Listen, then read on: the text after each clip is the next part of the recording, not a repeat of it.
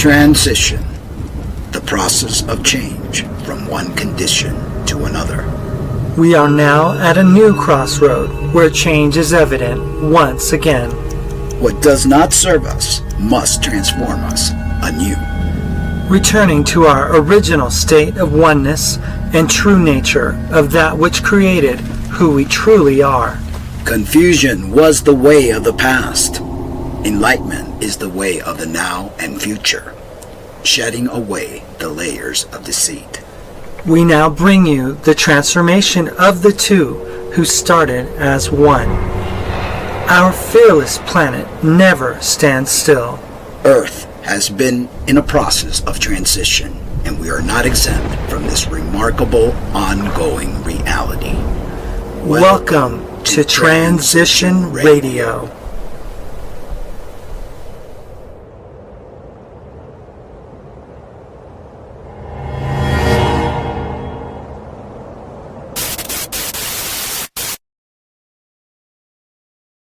Well, good evening and welcome to Transition Radio. My name is Mark. And I'm Lynna. We wanted to thank you for joining us tonight on this nice Thursday evening that we have where the Twilight Zone. The world is changing as we speak. Yeah, things, just it's ever changing every second. The crazy world that we live in. And we live in a lie, basically. Yeah, we have been. It's everything that we have been told, taught, provided is lies. We grew up inside of it. Yeah. And we thought it was normal. What our show's about. Yeah, exactly. The lie we grew up inside. Yeah. Scarcity for you and abundance for power. And I had AI make the little thing like there's a treasure trail right there. That's the abundance for the power. And then on this side, it's just like a little plant, like, simplicity. And that's how I like it. So I have that. You have the hand eating me. Yeah, you got the hand grabbing your head. Yeah. Well, anyway, most people don't remember the first time they were taught what government is.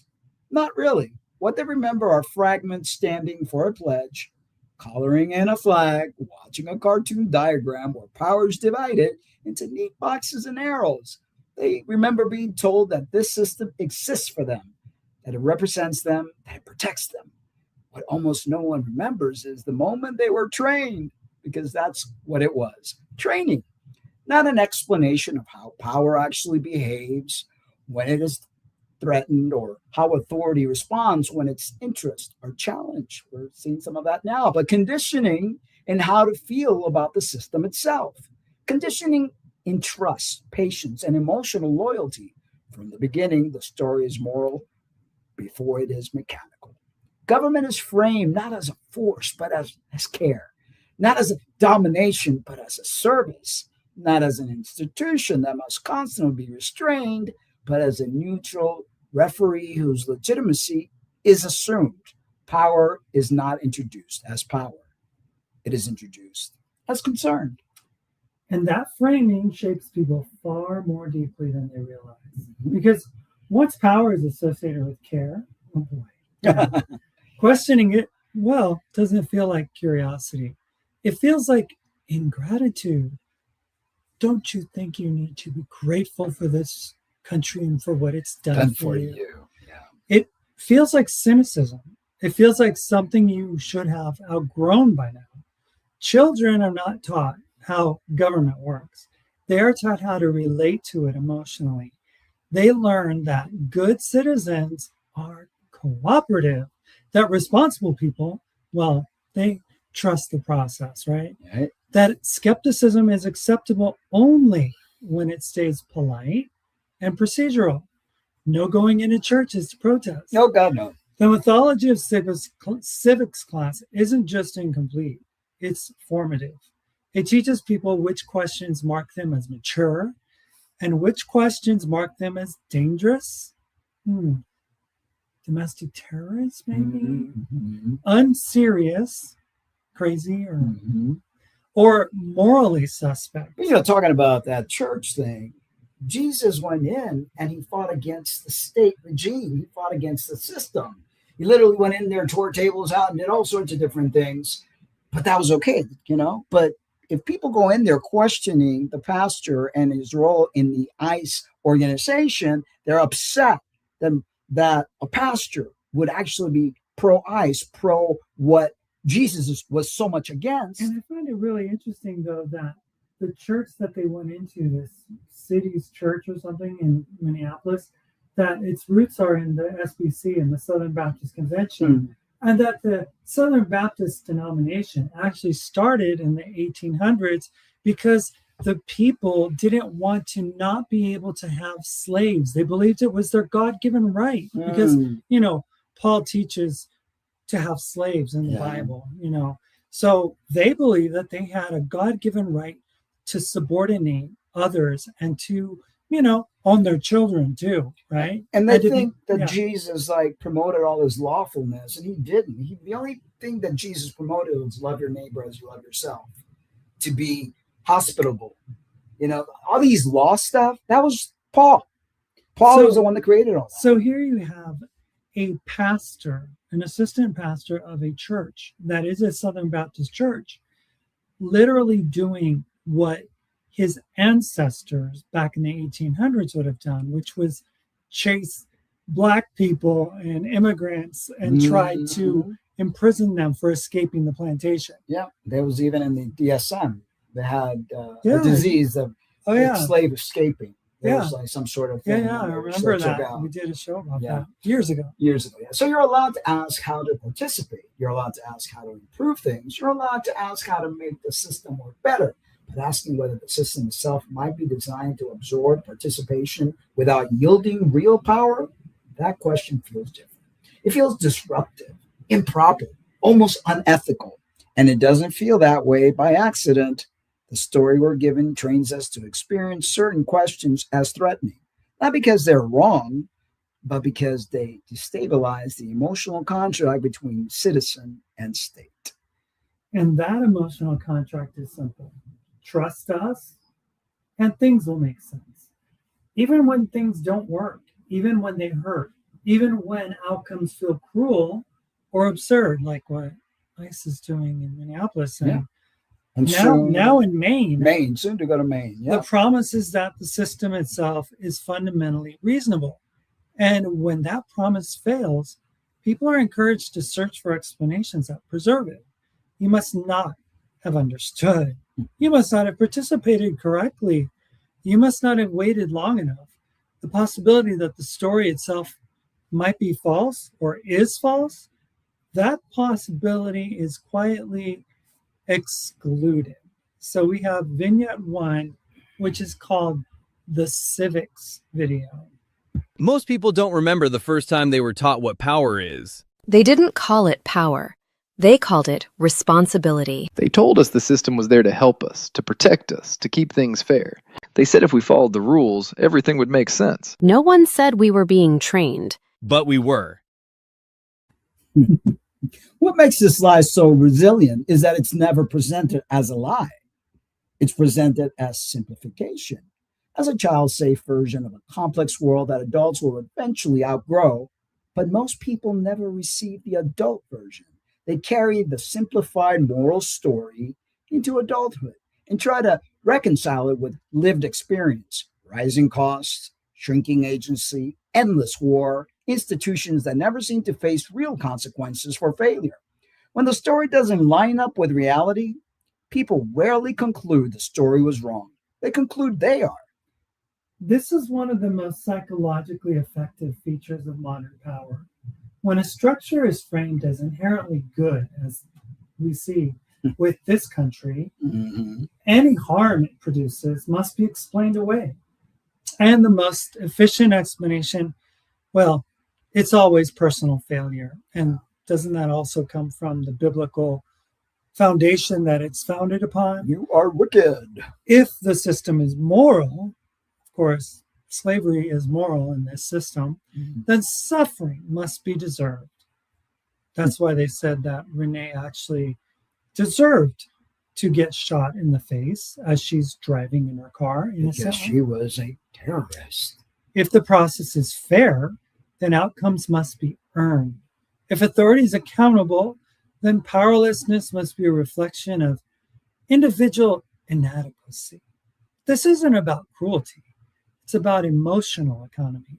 It keeps people loyal to systems that cannot and will not reciprocate that loyalty. And loyalty is the real currency here. Not belief, not even obedience, at least not at first. Loyalty to the story, as long as people believe the system is ultimately responsive, that it can be fixed, corrected, rebalanced. They will continue to invest energy into it. They will continue to participate, even when participation yields nothing but exhaustion. The lie does not need to convince people that the system works perfectly.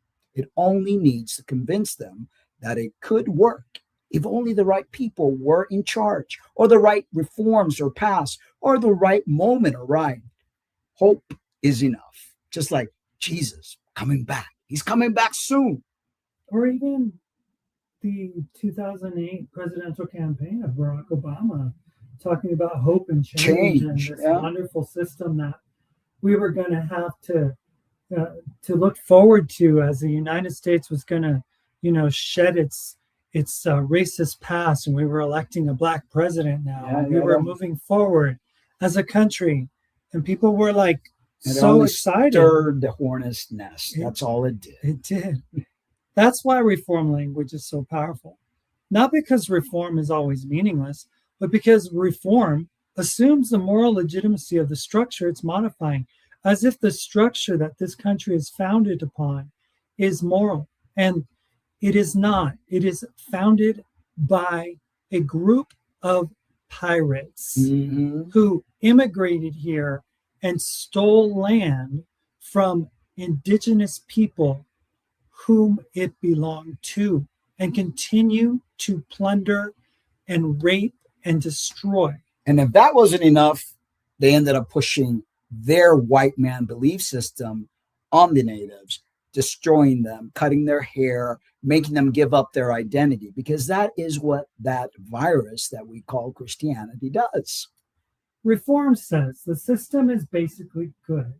Reform says the problem is execution, not design. You're on the left. No, you're on the right. If we could only fix the problem by reforming it. Right. Reform says stay inside the story, stay inside the parties, inside the two-party system. And when reforms fail, as they often do, miserably, I might add, people are taught to blame personalities. Let's blame Biden. Let's blame Barack. Let's blame everybody. It's like parties, messaging, or timing. Anybody who's not a Christian is being blamed. Rarely the architecture itself. Yeah, because you can't really point at the major problem, which is the architecture. It's not the people. It's the system that has been proliferating itself for eons now. This is where the distinction between participation and consent becomes critical. Participation is activity. Consent is legitimacy. Modern systems are exceptionally good at extracting participation while bypassing genuine consent. People are encouraged to vote, protest, donate, comment, organize, and engage, all within channels that never threaten the deeper structure. You're allowed to speak, somewhat. You are allowed to choose between approved options. You're allowed to exhaust yourself. What you're not allowed to do is meaningfully interrupt the machine, as we're seeing play out right before our very eyes. And when people start to feel that, when they sense that their effort never translates into real agency, the system offers a familiar explanation that we've all heard. You're disengaged. You're apathetic. Why did the vote numbers, why were they so low? Why did people not go to the ballot box? You're cynical. Your responsibility is pushed back down onto the individual. Even as the individual's ability to influence outcomes, well, corporations don't allow that to happen because they continue to grow and your influence continues to shrink. This reversal isn't accidental. It's stabilizing. It keeps people doubting their perceptions instead of questioning the structure itself. Scarcity plays a central role in maintaining this illusion. Not just material scarcity, but moral scarcity. People are trained to believe that legitimacy is limited, that stability must be earned, that care must be justified, that not everyone deserves safety, dignity, or voice. Once that belief takes hold, people stop asking why legitimacy is rationed and start competing with one another for access to it. Scarcity becomes internal, and that again is what we're seeing with they're taking our jobs, they're eating the cats and dogs. I mean, it's always something outside. They're taking away, I remember when Trump spoke to these Black journalists and he said that, that these immigrants were taking away Black jobs. And it was like, are you serious? I mean, but that's it's so outlandish. That's how they do it. And he was so belligerent and rude and complained to everybody during that interview. Yeah. And scarcity doesn't just govern money, it governs imagination. When people are trained to believe there is enough time, enough security, enough margin, they stop asking expansive questions. They stop imagining alternatives. They stop believing different arrangements are even possible. Hope contracts. Imagination narrows. Survival becomes the primary goal. This is how systems shrink people without ever even touching them. Democracy plays a very specific role in maintaining this emotional economy. It offers controlled participation while keeping the deeper architecture untouched. Voting feels real. Campaigns feel urgent. Debates feel consequential. But notice what remains permanently outside democratic reach: the structure of money creation, the architecture of surveillance, the continuity of military and intelligence power, the global financial system that transcends borders and elections. These domains do not meaningfully change with votes. Yeah. And yet, democracy still feels real to people. That's an important detail. It feels real because people are allowed to express preferences. They're invited to choose between candidates, slogans, personalities, and narratives. They are given the sensation of authorship without the substance of control.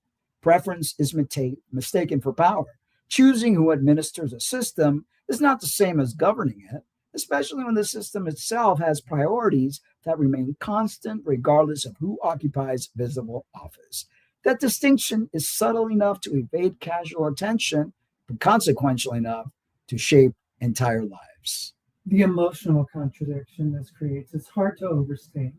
People are told they are sovereign while living in conditions, that feel anything but sovereign. Yeah. They're told that the system belongs to them. This government works for you, they say, while experiencing how little leverage they actually have over the outcomes that shape their daily existence. They say, call your congressman, call your representative, make a protest. I mean, you see people protesting outside every Friday. Yeah, nothing happens. In town, nothing happens. And you see them in Congress, they're arguing with one another. It doesn't ever seem like they get anything accomplished. They don't. They just, it's like a hamster wheel. I know.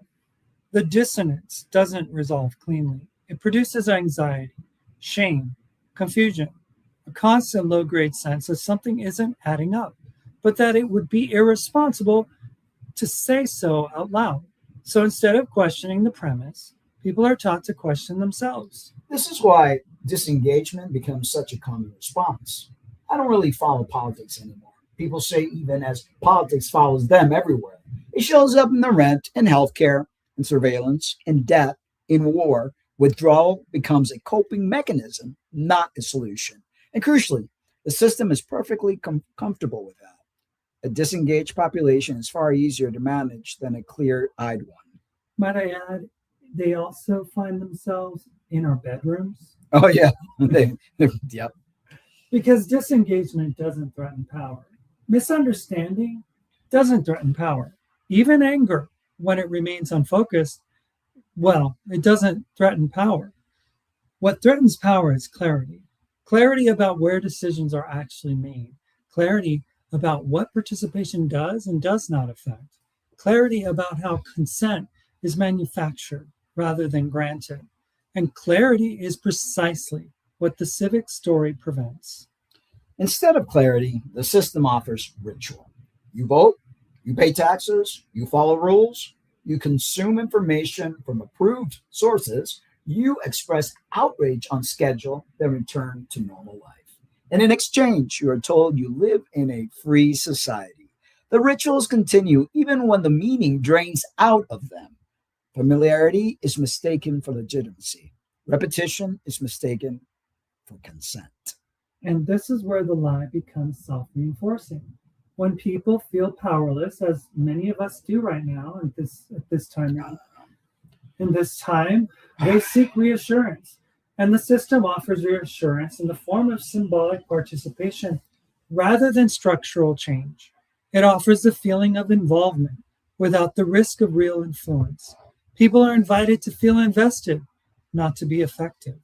That emotional substitution keeps hope pointed upward toward institutions rather than outward toward relationships and shared responsibility. There is also a moral inversion happening here that is easy to miss. Responsibility is framed as obedience. Maturity is framed as acceptance. Wisdom is framed as patience. People are praised for enduring conditions they did not choose and cannot meaningfully change. Suffering becomes proof of virtue.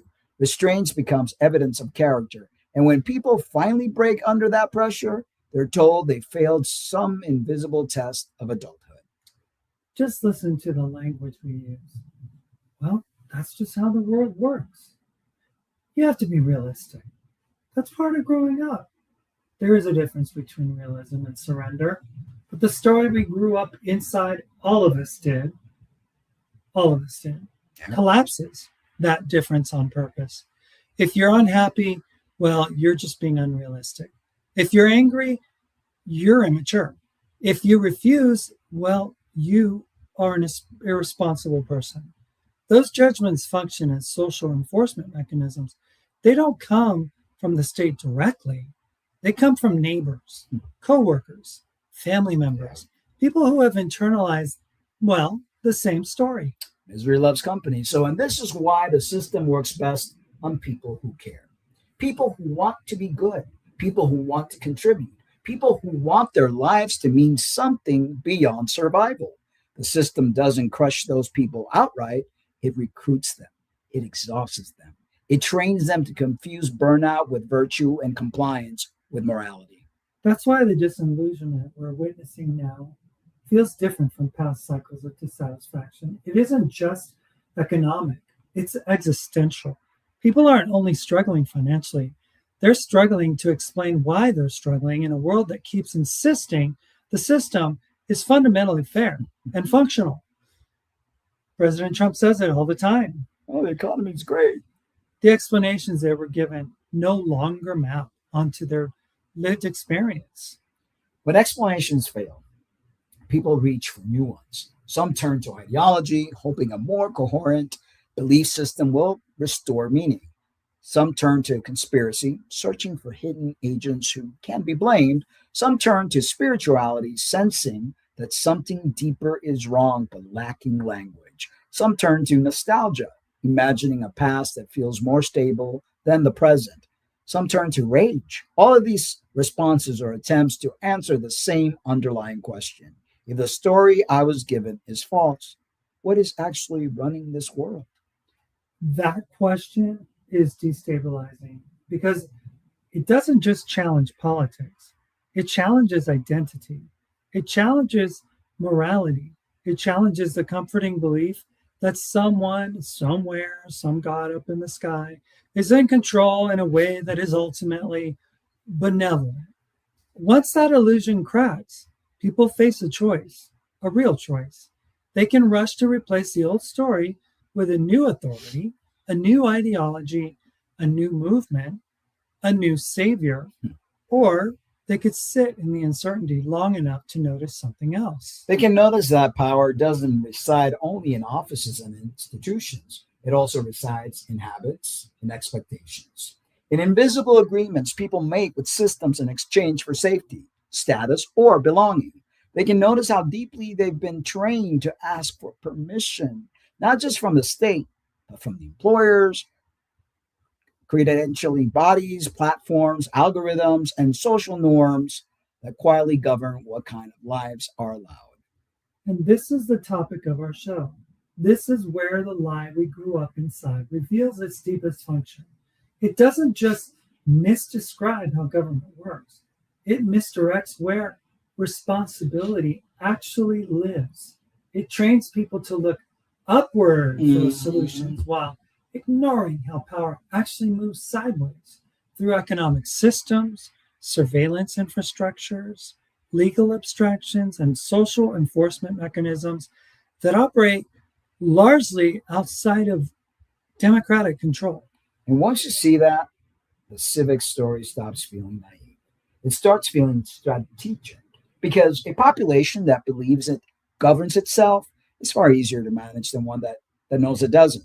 A population that believes power is accountable will tolerate far more unaccountable behaviors before it finally breaks. And we're seeing that. Release the Epstein files. We're all in America saying that right now. Yeah.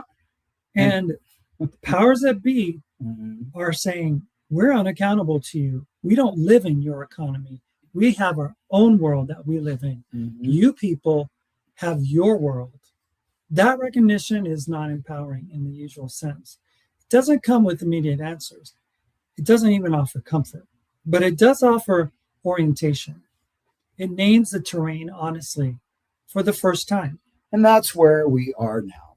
Not at solutions, not at prescriptions, but at the edge of a realization that everything else in this episode depends on. Because before we can talk about economies, managerial classes, or unseen architectures of power, we have to be willing to admit something unsettling. The story we grew up inside is not failing. It is succeeding at exactly what it was designed to do.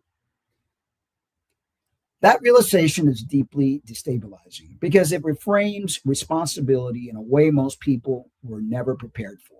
If the system is not failing accidentally, if it is not merely malfunctioning or awaiting the right reforms, then the comforting assumption that someone will fix this quietly dissolves. And with it dissolves a certain kind of innocence, not childhood innocence, but civic innocence. The belief that authority by default deserves trust. The belief that participation necessarily implies influence. The belief that patience will eventually be rewarded with justice. Those beliefs are not childish. They were taught deliberately. And they were taught early, before people had the language or experience to even question them. Yeah. Children are told stories about how society works long before they're given any meaningful power within it. By the time they encounter contradiction, when rules feel arbitrary, when enforcement feels cruel, when outcomes feel rigged, they've already internalized the idea that authority is legitimate and that dissent is dangerous. So instead of asking, why is this happening? They ask, what did I do wrong? That internalization is one of the most powerful tools of social control. It's important to say this clearly. The problem is not that people are stupid, apathetic, or even lazy. The problem is that they were trained to interpret structural violence as personal failure. They were trained to believe that if the system harms them, they must have misunderstood it. That if participation yields nothing, they must not have participated correctly. That if obedience does not lead to security, they must not have been obedient enough. That logic keeps people endlessly busy and perpetually uncertain. The idea conditioned for governance without accountability. This is why the language of responsibility, quote unquote, is so often weaponized. We see it even today. Responsibility is framed not as agency, but as compliance, as staying in your lane, for example, as managing your expectations so they don't exceed what the system is willing to offer.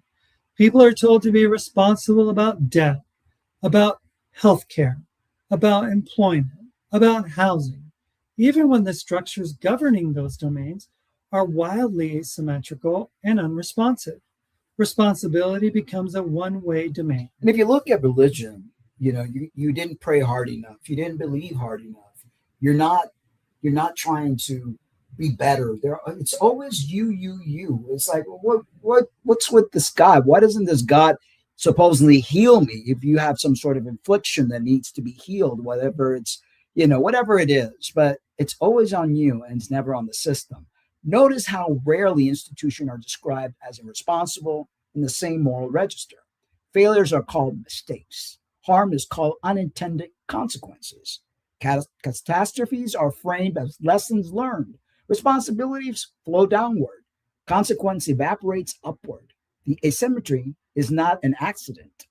It is the moral architecture of the system itself. And when people point this out, they're often accused of wanting chaos, of rejecting order, of being naive about how complicated the world is. But naming a system's contradictions is not the same thing as rejecting order.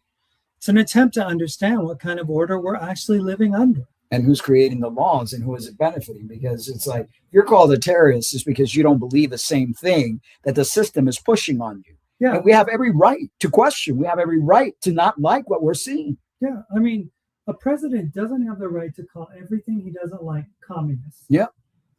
Or any other name that he calls people stupid. He just totally He defames people. Yeah. I mean, he called And that's Jack their Smith game. an animal. Yeah.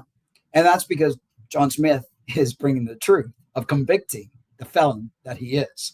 There is a difference between complexity and obfuscation, between coordination and domination, between governance and management. The story we grew up inside collapses those distinctions. It treats any challenge to authority as a challenge to stability itself.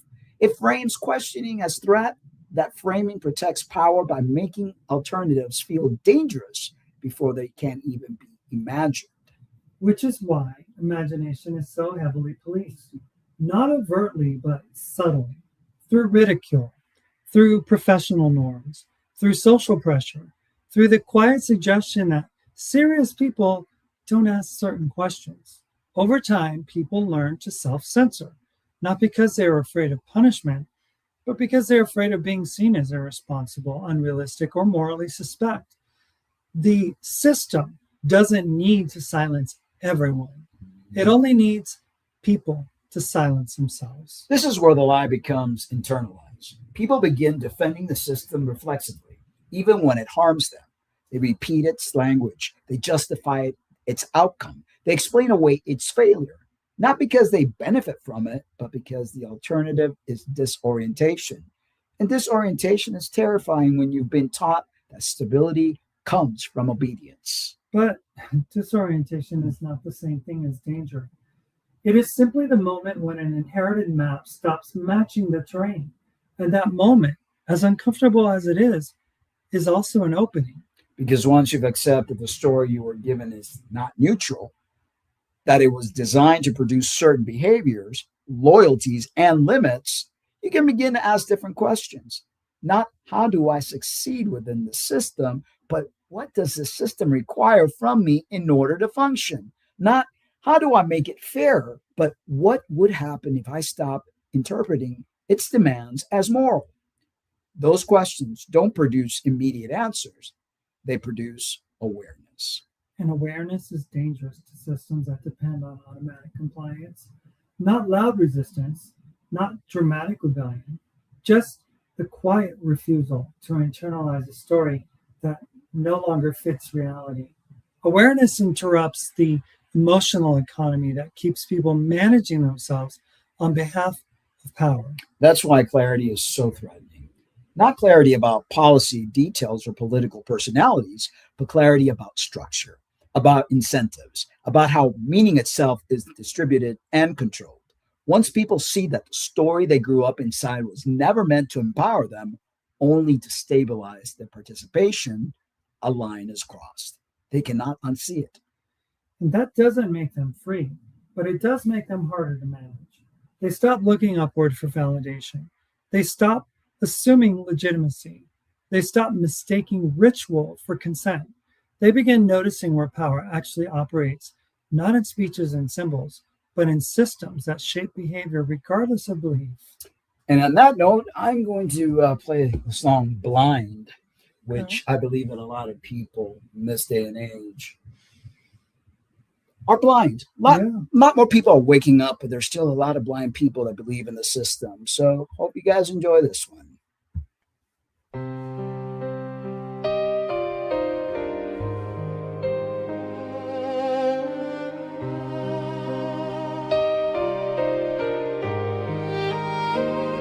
In shadows deep where truths reside, a world awakes with nowhere to hide.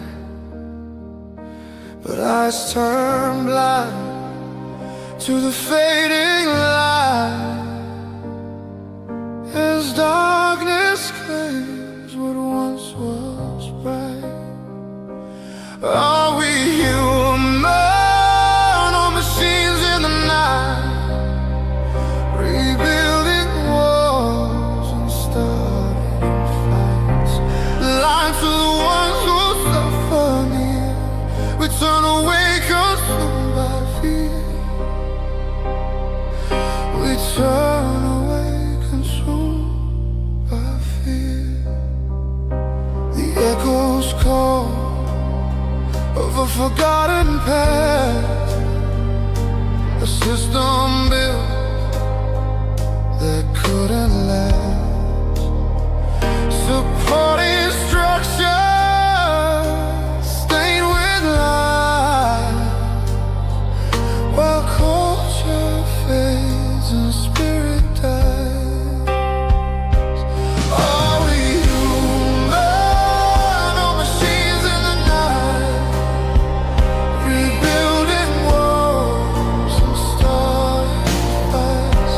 Blind to the ones who suffer near, we turn away consumed by fear. We turn away consumed by fear.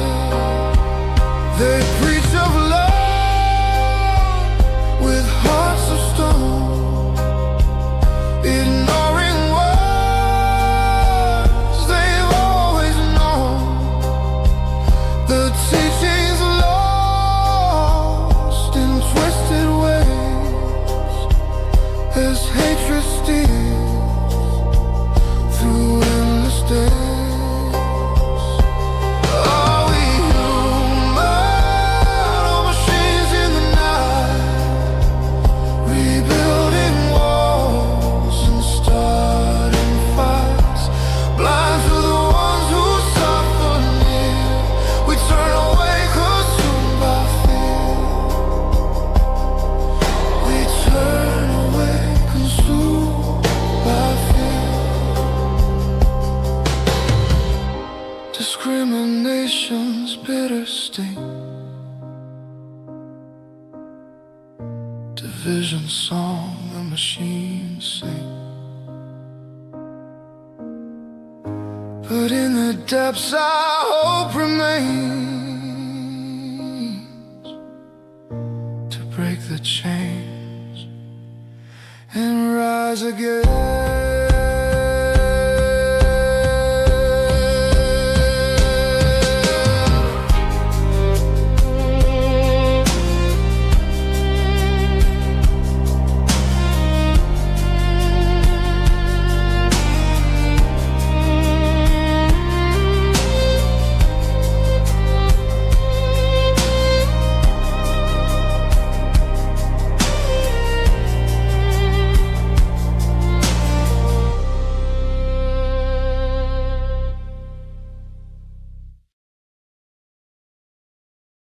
That song, when I wrote it, has a very deep meaning, exactly what's happening now. They think they're in the right, they're pushing their laws, but forgetting that what the man that walked this earth came to say was to free ourselves from that law and from that religious dogma from the Pharisees of the time.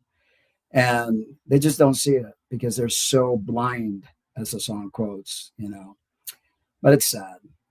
So continuing, that is the ground we needed to clear before moving forward, because everything else we're going to talk about, the dual economy, managerial class, the unseen continuity of power across civilizations, rest on this foundation. If the civic story were accurate, none of this would be necessary. The fact that it resonates at all tells us something important has already cracked. This isn't the end of the story. It's the moment when the story you were given stops being the only one available. Once that story we grew up inside begins to crack, another realization tends to follow almost immediately. It usually doesn't arrive as a fully formed idea. It arrives as a discomfort, a nagging sense that the rules governing your life are not the same rules governing power. You are constantly warned about limits, about budgets, about deficits, about trade offs. You're told there simply isn't enough, not enough money, not enough time, not enough capacity, and that hard choices must be made. Responsibility in this framing always means restraint. Scarcity is treated as a law of nature, and yet, when institutions themselves are threatened, that law evaporates overnight. People notice this long before they can articulate it. They notice it during crises, when entire financial systems are rescued with astonishing speed, as we saw in 2008. They notice when the wars are funded without debate, while basic social needs are declared unaffordable, as we see funding Israel, Yeah. For all of its atrocities. They notice it when banks collapse and are stabilized immediately, while individuals are told to be patient, disciplined, and realistic. This creates a quiet but persistent question, one that often feels dangerous to ask out loud.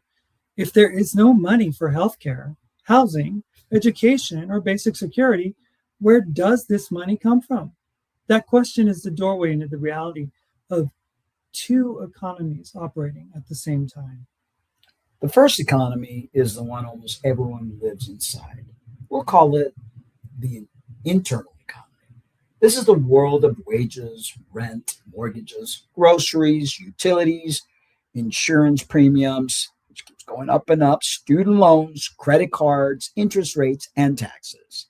It's the economy where money must be earned, tracked, justified, and accounted for, where mistakes are punished quickly and forgiveness is expensive. In this economy, scarcity isn't just material, it's moral. If you don't have enough, it is assumed to reflect something about your discipline, your planning, or your worth. The internal economy doesn't just structure material life, it structures identity. People learn to see themselves through its measurements. What do you do for a living? Yeah. Productivity becomes virtue. Rest becomes guilt. Need becomes shame. Stability becomes something you are constantly asked, at risk of losing if you misstep. You are taught subtly and repeatedly that survival is conditional on compliance, conditional on performance, conditional on staying legible to the system. I'm talking about that today in the gym. This older gentleman, he's 68, and he has all these pains, and I'm telling him what he needs to do. He goes, well, I just don't have time. I'm always doing something. I said, well, you need to take time for yourself. Mm-hmm. And he's just like, he looked at me like, yeah, I guess I do. It's that mentality. Work, work, work, work. No time for anything else but work, work, work. And that is what's been programmed to that, I've been working out differently lately. And one of the things that I've realized is that my body has conditioned itself to doing high exertion exercise, and it never gives the body a chance to recover, right, or to be able to, do what it needs to do, not feel assaulted all the time. So it's okay, I'm finding out, to train at a level that's not going to kill me. right. You know what I mean? So this economy enforces its rules relentlessly through contracts, through penalties, through deadlines, through surveillance, through the quiet threat that a single disruption, an illness, a job loss, an emergency can cascade into catastrophe. Because this is the economy people actually inhabit. Its rules feel absolute, natural, unavoidable. I mean, people feel guilty if they get sick, but they're actually sick. And they feel like they have to go to work. They are treated less like social arrangements and more like gravity. But there is a second economy operating alongside of it, one that obeys none of those rules. And this second economy is harder to see precisely because most people are never allowed inside it. Elon Musk and Donald Trump don't want you to know it exists. Mm-hmm. People, globalists, elites, people that gathered in Davos this week, Yeah. it doesn't operate on wages, household budgets, or earned income. It does not behave as if scarcity applies. This is the sovereign economy, sometimes called the managerial economy, the domain of states, central banks, financial institutions, military contractors, and transnational capital. In this economy, money is not earned first and spent later. Oh no, it is created. That distinction is foundational. At the sovereign level, money is issued, not gathered. It is generated through debt instruments, credit creation, guarantees, and balance sheet expansions. Spending does not wait on taxation, it precedes it. Justification follows deployment, not the other way around. This is why trillions can appear during emergencies without triggering immediate collapse. The rules of the internal economy simply do not apply here. But this reality is carefully obscured. Most people are taught that taxes fund government spending. Just want to let you guys know that's not true. That public services only exist if citizens pay enough. Even the whole concept of our government shutting down because they don't have enough money, although they print money like it's going out of business. Like toilet paper. That if something cannot be afforded, it must be because the collective hasn't contributed sufficiently. Oh yeah, no, your Social Security. This story keeps people locked psychologically inside the internal economy, even when the state itself does not operate there. Taxes in this framing become a moral obligation rather than a functional explanation. At the level of empire, taxes do not fund power. They do not fund global military projection. They do not fund intelligence agencies. They do not fund emergency rescues of financial systems. Those functions are funded through mechanisms entirely inaccessible to citizens and largely insulated from democratic oversight. Taxes serve a different role. They anchor people inside the internal economy. Taxes, which never were ratified in this country, Nope. enforce participation. They make life legible, measurable, and enforceable. We're all going to be given these forms and we're going to be expected to do the yearly ritual that culminates in the deadline being April 15th in this country. They ensure that people remain tied to systems of reporting, compliance, and justification. They are not primarily about revenue. They are about discipline. By requiring people to constantly prove their economic legitimacy, taxation reinforces the internal economy's moral logic that survival must be earned and continuously justified. This is why even perfect compliance will not change the outcome. Even if every citizen paid every dollar owed on time with no evasion, it would not come close to covering the real cost of empire. The math doesn't work because it was never meant to. The sovereign economy exists above and outside those constraints. And this is where the emotional dissonance intensifies. People are lectured about responsibility by institutions that operate without restraint. They're punished for debt by entities that create debt without consequence. They're told that there is no money for life while watching unlimited money flow toward power. That hypocrisy isn't incidental. It is structural. I mean, there are people that go hungry. There are people that don't have insurance. There are people that are suffering. Yeah, we got money to go to Venezuela and do all the stuff that we did. We have money to throw around in stupidity, like all this money these ICE agents are getting. But yet there are people in our country that are going without. We can't pay teachers. I know. It's really ask yourself. This structure produces two very different experiences of reality. In the internal economy, mistakes are catastrophic. In the sovereign economy, mistakes are absorbed, rebranded, or externalized. Losses are socialized upward. Risk is redistributed downward. Citizens are expected to internalize failure. Institutions are allowed to externalize it. This is why austerity always flows in one direction. When ordinary people struggle, they're told to tighten their belts, manage expectations, and live within their means. When institutions struggle, they're rescued, stabilized, and reinforced. GM. The language shifts, but the pattern remains. Responsibility for citizens, flexibility for power. This duality is not a glitch. It is the operating system. And once people begin to see it clearly, a deeper realization follows, one that destabilizes the most cherished assumption of modern political life. Democracy depends on the idea that citizens participate in the same system that governs them. But these two economies barely intersect. And Vignette 2 is called Two Balance Sheets. Scarcity is always explained calmly. There isn't enough money, they say. Not for you. Not for this. Not right now. But somehow there is always enough when the system itself is threatened. Enough to stabilize. Enough to rescue. Enough to continue. You're told this is responsibility. You're told this is realism. That realization strikes at the heart of the democratic story because democracy, at least as it is commonly understood, depends on the belief that citizens and governors inhabit the same material reality, that they are constrained by the same limits, that when citizens sacrifice, the state sacrifices alongside them.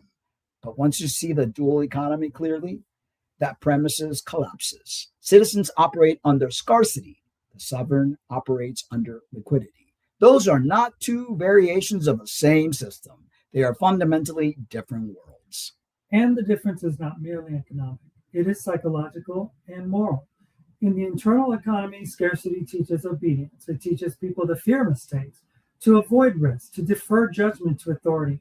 When survival is fragile, dissent feels dangerous. When margin is thin, compliance feels prudent.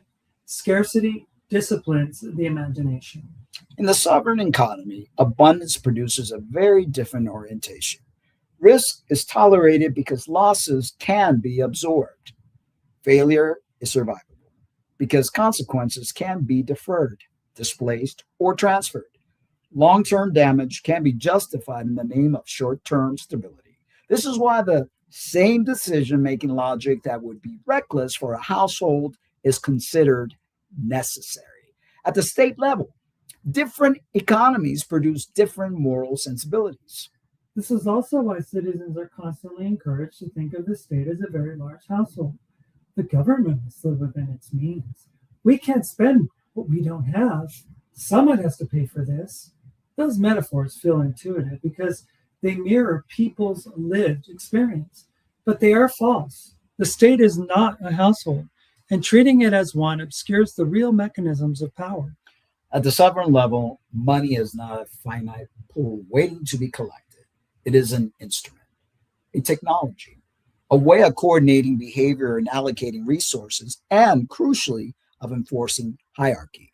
When money is created through debt issuance, those who control issuance control obligation.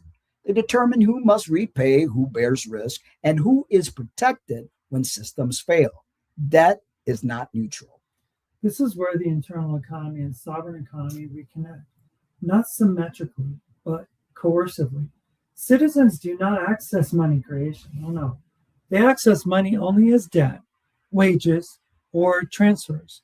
Their participation in the system is mediated through obligation, not sovereignty. They must earn, they must borrow, or comply. Meanwhile, institutions issue, guarantee, and expand.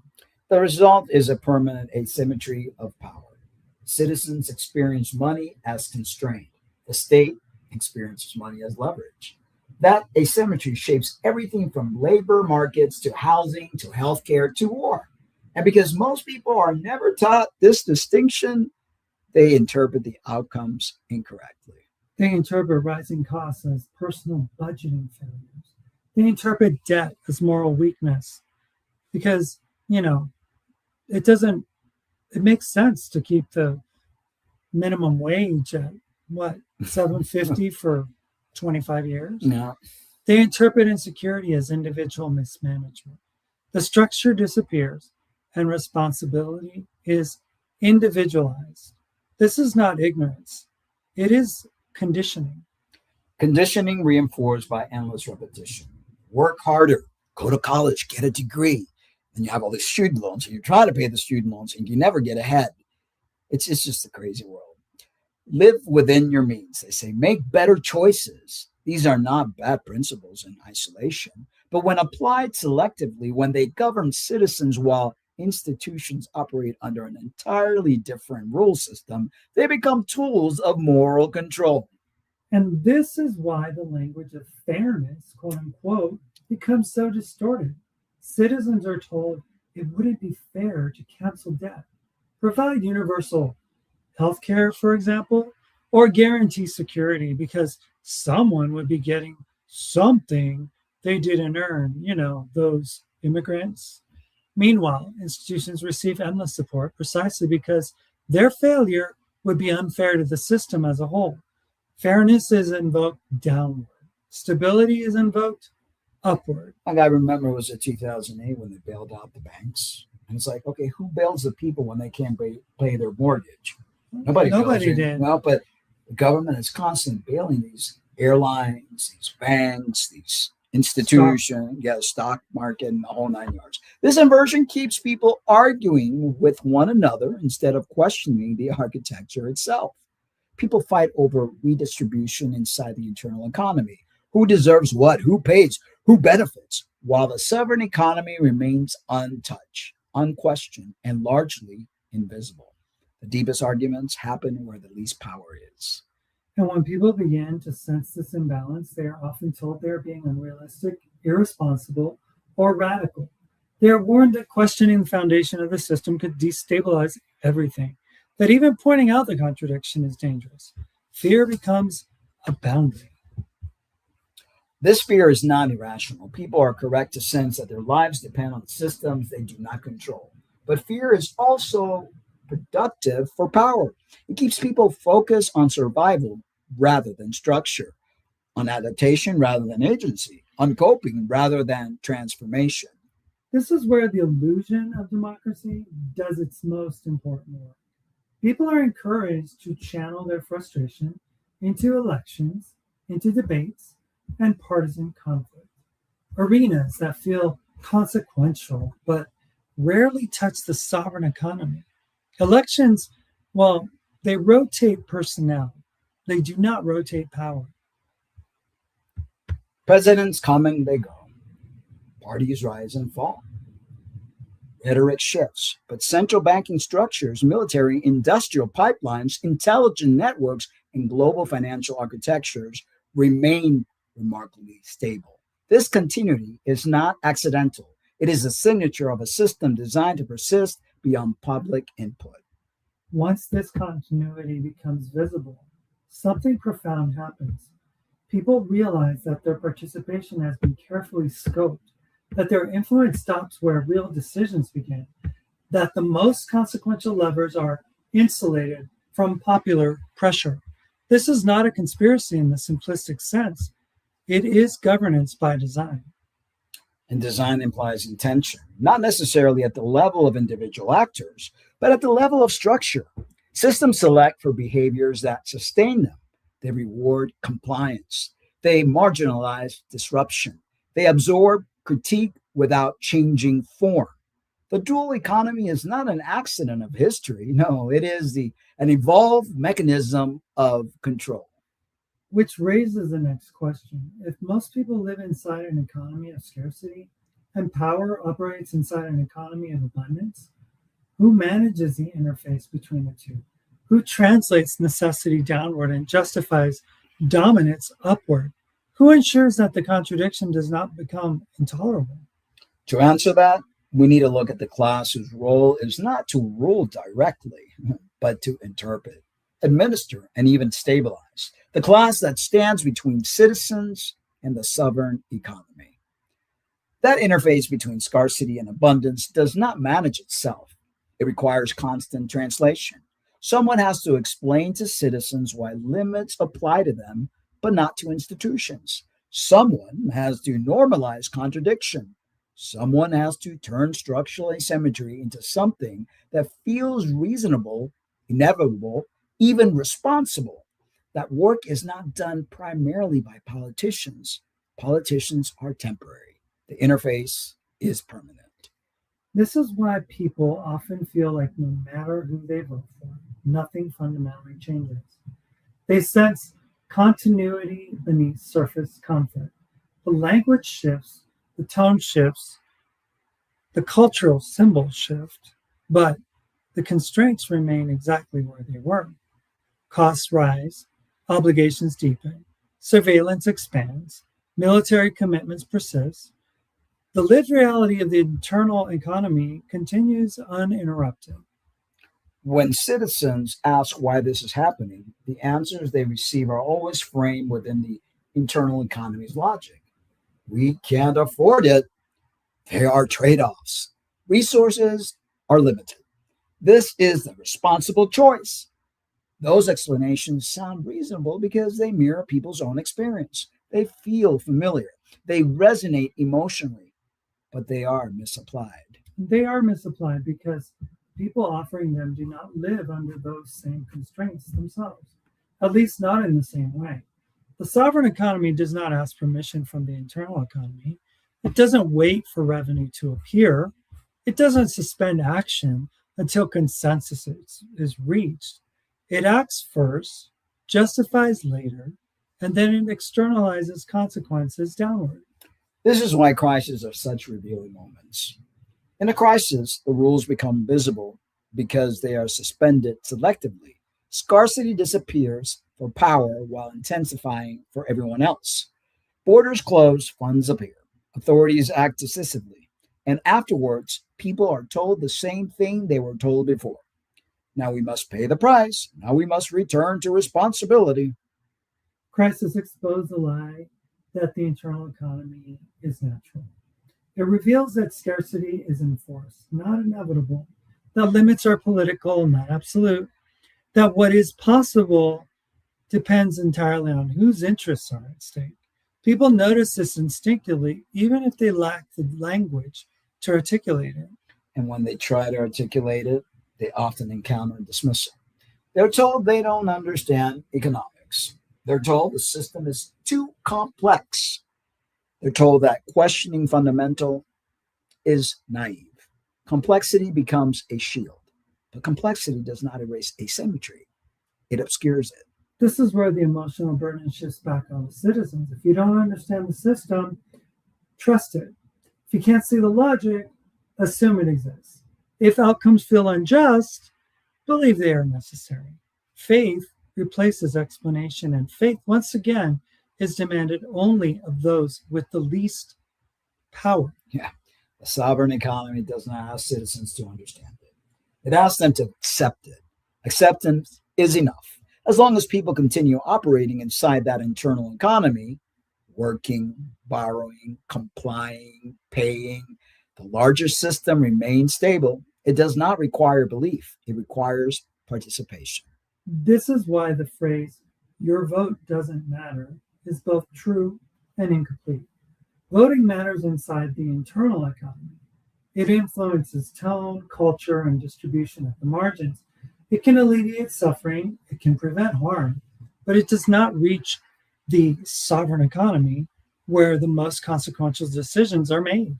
That disconnect is not cynicism, it is architecture.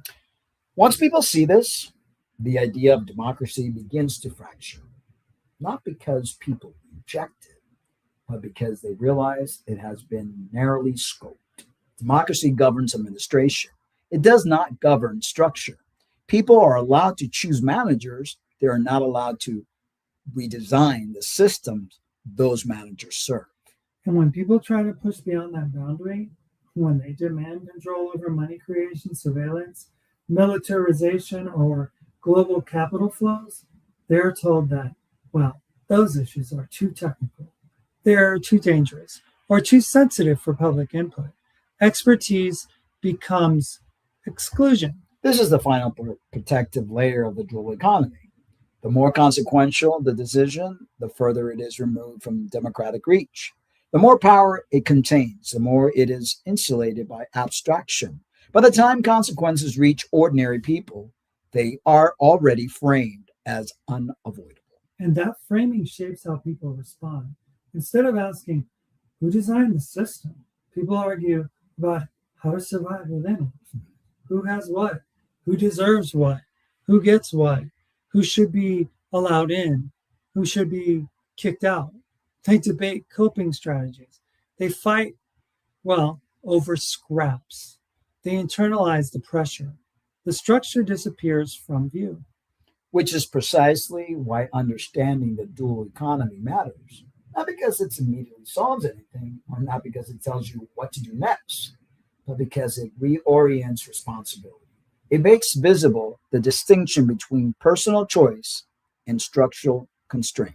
And it also reveals why so many well-intentioned reforms fail.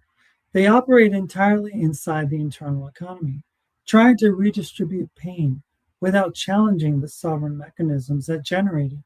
As long as that deeper layer remains untouched, the pressure will continue. This is not a call for despair. It is a call for clarity, because clarity changes where people direct their attention, their energy, and their expectations. And once expectations shift, systems that rely on misdirections become more fragile.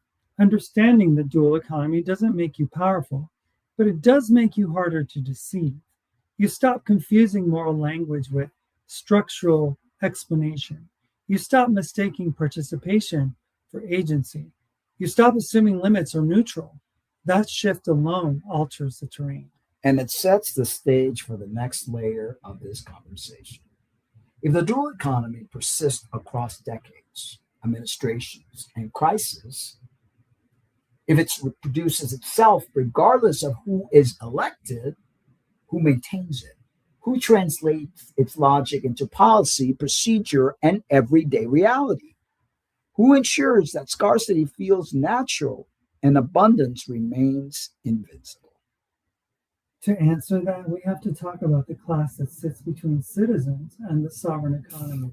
Not rulers in the traditional sense, but interpreters. Once people begin to see the dual economy clearly, the internal world of scarcity and the sovereign world of abundance, a natural question follows.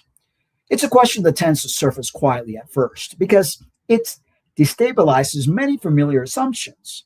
If power does not reside primarily in elections, if real decisions are insulated from public input, if scarcity is enforced rather than natural, then who exactly is running things day to day?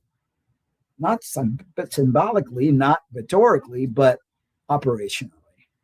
And this is where many people instinctively look in the wrong direction. They look upward, toward visible authority figures, presidents, prime ministers, billionaires, generals. They assume power must live in personalities. But personalities are temporary. Donald Trump is going to be alive and then he's going to die. They come and go. They rise and fall, are celebrated, vilified, replaced. Yet the system beneath them continues to operate with remarkable continuity. That continuity is the clue. Power that survives regime changes does not live in faces. It lives in function. It lives in the roles that must be filled for the system to persist, regardless of ideology or leadership. And one of the most important of those roles is mediation. Someone has to translate the logic of the sovereign economy into terms that make sense inside the internal one. Someone has to normalize contradiction. Someone has to turn domination into administration. The role is filled by what we are calling the managerial priesthood. And that leads us to vignette 3, just following procedure. Power rarely announces itself directly. The faces change, but the language doesn't. The policies shift, but the logic stays intact. Someone always explains why this was necessary, why there was no alternative. Their job isn't to decide. It's to translate. Calling it a priesthood is not metaphorical flourish. It is historically accurate. Every complex society has relied on the class whose job was not to rule directly, but to interpret reality on behalf of power. In ancient empires, priests interpreted omens, preserved law codes, mediated between gods and people, and explained why authority existed and why obedience mattered. Modern systems insist they have outgrown this. Well, they haven't. They have simply replaced religious language with technical language. Instead of divine mandate, we now have expertise. Instead of sacred law, we have policy. Instead of ritual, we have procedures. Instead of prophecy, we have models and forecasts. But the function remains identical. The managerial class interprets the will of the system and presents it as necessity. This class is not defined primarily by wealth, although many of its members are well compensated. It is defined by orientation. These are people whose loyalty is not primarily to community, locality, or even nation in the traditional sense. Their loyalty is to process, to institutions, to continuity. They trust systems more than people, models more than lived experience, procedure more than outcome. And because they are rewarded for maintaining stability, they come to equate stability with morality. This is why decisions that devastate communities often arrive wrapped in calm, measured language. Policies that produce suffering are described as rational. Cuts are described as necessary. Surveillance is described as protection. Violence is reframed as enforcement or security. We're seeing that play right out on the stage right now. The emotional distance is not a bug, it is the point. Bureaucracy is often misunderstood as inefficiency. People imagine endless paperwork, delays, and red tape, but the inefficiency is not its defining feature. Insulation is. Bureaucracy exists to absorb responsibility, to distribute accountability so widely that no single person ever feels responsible for the harm produced by the system as a whole. Everyone follows procedure. Everyone acts within policy. Everyone points upward or outward. And so no one is responsible, even when the outcome is catastrophic. This diffusion of responsibility creates a particular kind of moral environment. People are trained to ask, is this allowed?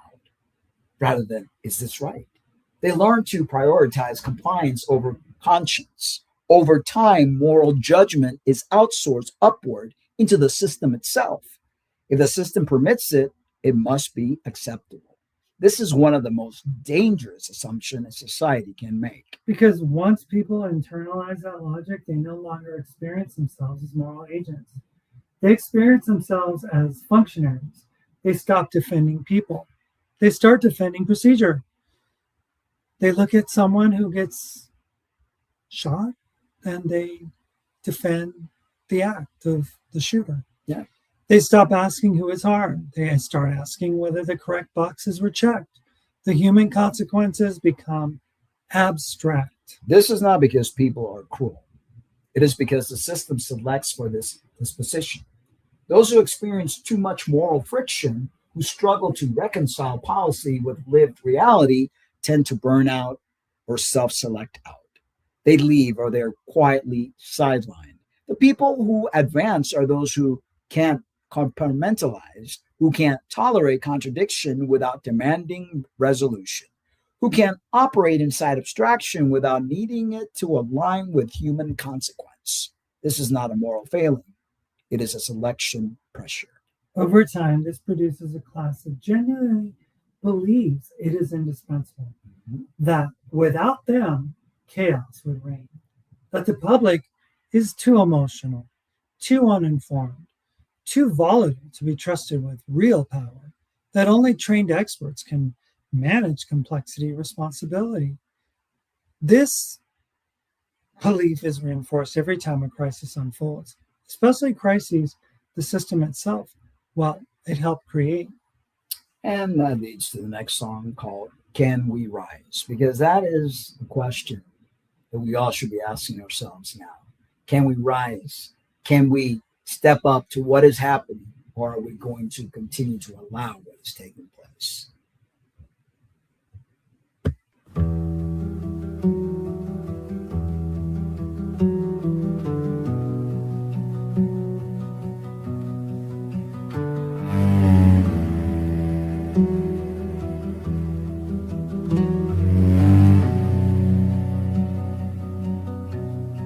A storm is brewing, the sky turns gray, empathy fades as shadows play.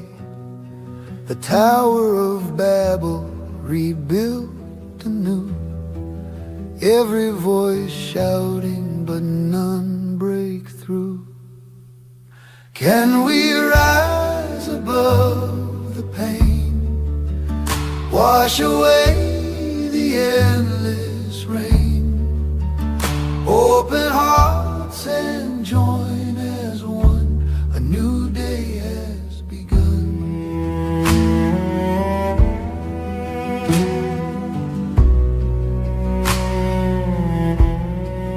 Walls are rising, built on fear, voices shouting no one can hear. Lines are drawn in black and white, lost in shadows we lose the light. Can we rise above the pain, wash away the endless rain, open hearts and join as one, a new day has begun.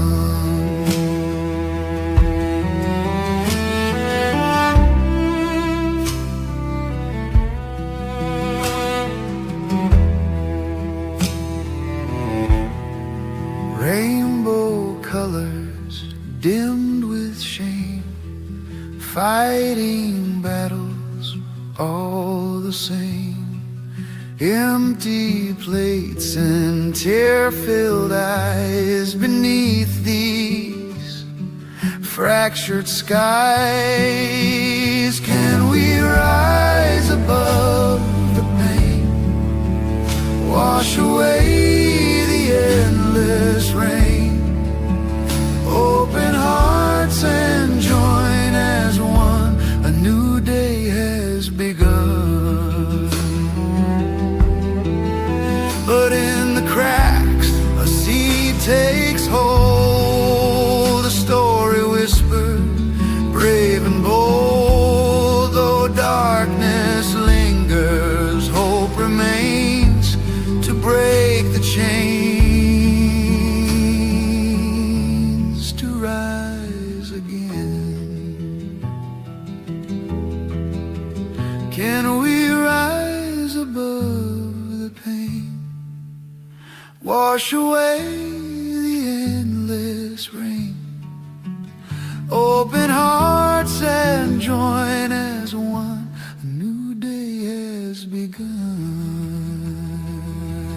We will not be silenced, we will not be denied. We rise with love and justice, side by side.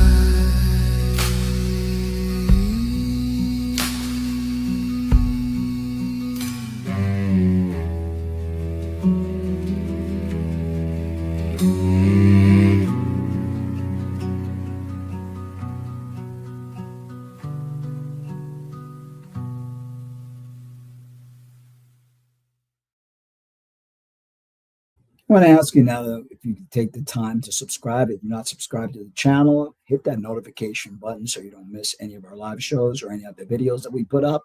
We'd like to thank you for actually participating here and watching us and being part of Transition Radio Show. And now we continue.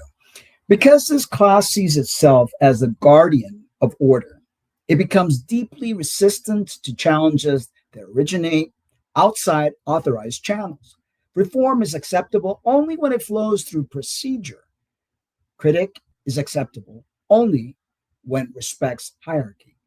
Truth is acceptable only when it arrives properly credentialized.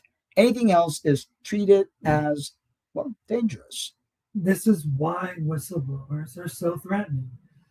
Not because they always reveal something new, but because they violate the deepest taboo of the priesthood. They speak truth without permission. They bypass the ritual. They act alone. That act alone is enough to mark them as traitors, regardless of the content of what they reveal. The managerial priesthood does not need to conspire consciously to maintain its position. It simply needs to do what it's trained to do: translate power into procedure, translate violence into necessity, translate domination into management. And as long as it performs that function effectively, it will be rewarded, protected, and reproduced. This is where the continuity becomes visible across time. Empires rise and fall. Ideologies shift, technologies evolve, but the role remains. Someone must interpret authority. Someone must explain why suffering is unavoidable. Someone must ensure that the system continues without requiring belief. That someone is the priesthood. And once you recognize that role, once you see how it operates between the sovereign economy, and the eternal one, you can no longer reduce power to elections or personalities. You begin to see power as something more ancient, something that survives by adapting its language while preserving its structure. One of the most important things to understand about the managerial priesthood is that it does not experience itself as oppressive. In fact, most of its members would be genuinely offended by that accusation. They see themselves as responsible, as sober-minded, as the adult in the room. They believe, often sincerely, that they are preventing catastrophic events by keeping the machinery running smoothly. This self-conception is essential to their function, because a class tasked with managing domination cannot see itself as dominating. It must see itself as stabilizing. And I see every time J.D. Vance comes up and he tries to explain something like they are the adults and we are the children that know nothing. They are the power. They will tell us what needs to happen. They create violence, but yet when people protest about that violence, the protesters become, according to them, the violent ones. I was just reading to you earlier today something that the police chief of the city of Apple Valley in Minnesota described the argument that the federal and the state are having as two parents fighting over their children, and a police chief who is a paid person, servant of the government, yes, and of the people. He's literally equating the fact that we are children. Yeah, that was very. That was really. That was just like, why? Disrespectful, completely. So that self-image is reinforced by the way the system distributes stress. The managerial class is positioned between abstraction and consequence. They feel pressure from above, from metrics, mandates, models, and institutional imperatives, but they are buffered from the worst effects of the decisions they implement. They experience urgency without devastation, responsibility without exposure, authority without vulnerability. This creates a psychological environment where harm can be acknowledged intellectually, but never felt. And because harm is never fully felt, it never demands moral reckoning. Decisions are framed as trade-offs. Losses are described as unfortunate but necessary. Suffering is acknowledged in the abstract while remaining invisible in practice. The system does not ask its managers to deny harm. No, it asks them to contextualize it. Context becomes a kind of moral solvent. Yes, people will be hurt, but the alternative would be worse. Yes, this policy of running around in mass, terrorism, it's going to cause suffering, but wow, we need to keep everyone safe, and stability requires it. Yes, there will be casualties and murder, but the system must endure. When harm is constantly weighed against imagined catastrophes, it becomes infinitely justifiable. This is where the priesthood interpretive role becomes more visible. They do not simply administer policy, they narrate reality. They explain why certain outcomes are inevitable, why certain sacrifices must be made, why resistance is irresponsible, why patience is virtuous. They give meaning to suffering in a way that keeps the system intact. And like all priesthoods, they are rewarded for coherence. The most valued members are not those who ask uncomfortable questions, but those who can translate complexity into reassuring narratives. Those who can explain why everything is under control, or at least why it has to be. Doubt is treated as immaturity. Moral discomfort is framed as lack of professionalism. This professionalization of obedience is one of the defining features of modern power. People are not asked to believe in the system passionately, they're asked to behave competently within it, to do their jobs, to follow procedure, to trust the process. The result is a class of highly educated, well-intentioned individuals whose skills are used primarily to maintain arrangements they did not design and cannot meaningfully change. This is why appeals to conscience so often fail at this level. Conscience is personal. Procedure is institutional. When the two come into conflict, the system is structured to ensure that procedure wins, not through force, but through incentives, career paths, and cultural norms. People who insist on conscience over compliance tend to stagnate, burn out, or disappear. And yet, this class is deeply fragile. Not emotionally fragile, but structurally fragile. Its legitimacy depends entirely on the beliefs that the system it serves is necessary, that there are no viable alternatives, that without this machinery, chaos would follow. If that belief erodes, the priesthood's authority erodes with it. This is why the system reacts so strongly to challenges that do not fit its categories. Movements that do not speak the language of policy, critiques that do not propose reforms, voices that refuse to translate their dissent into acceptable terms. These are not merely political threats, they are existential ones. Because they imply something deeply destabilizing. They imply that system is not inevitable. They imply that the priesthood is not indispensable. They imply that people might be capable of governing themselves in ways that do not require constant interpretation from above. That possibility is far more dangerous than any specific policy proposal. And this is why so much energy is devoted to framing dissent as unserious, as naive, or dangerous. People don't understand how complex this is, they say. You can't just tear everything down. That sounds nice, but it's not realistic. These responses are not arguments. They are boundary-setting rituals. They establish what kinds of thoughts are permitted and which ones are excluded. They mark the edges of the imaginable. They protect the priesthood's role by making alternative fields irresponsible before they can be explored. In this way, the managerial class becomes the guardian, not just of policy, but of imagination itself. And this guardianship is often exercised gently, through tone rather than force, through expertise rather than command, through explanation rather than coercion. That gentleness, which is lacking in this administration, is part of what makes it effective.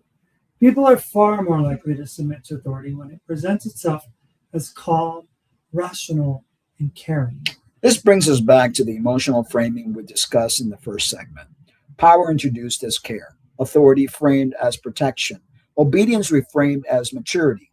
The managerial priesthood is the mechanism through which that framing is continually renewed. It teaches people how to interpret their own experience. If you feel anxious, the problem is misinformation. If you feel angry, the problem is polarization. If you feel powerless, the problem, well, that's disengagement. The system itself, oh, that's never the problem.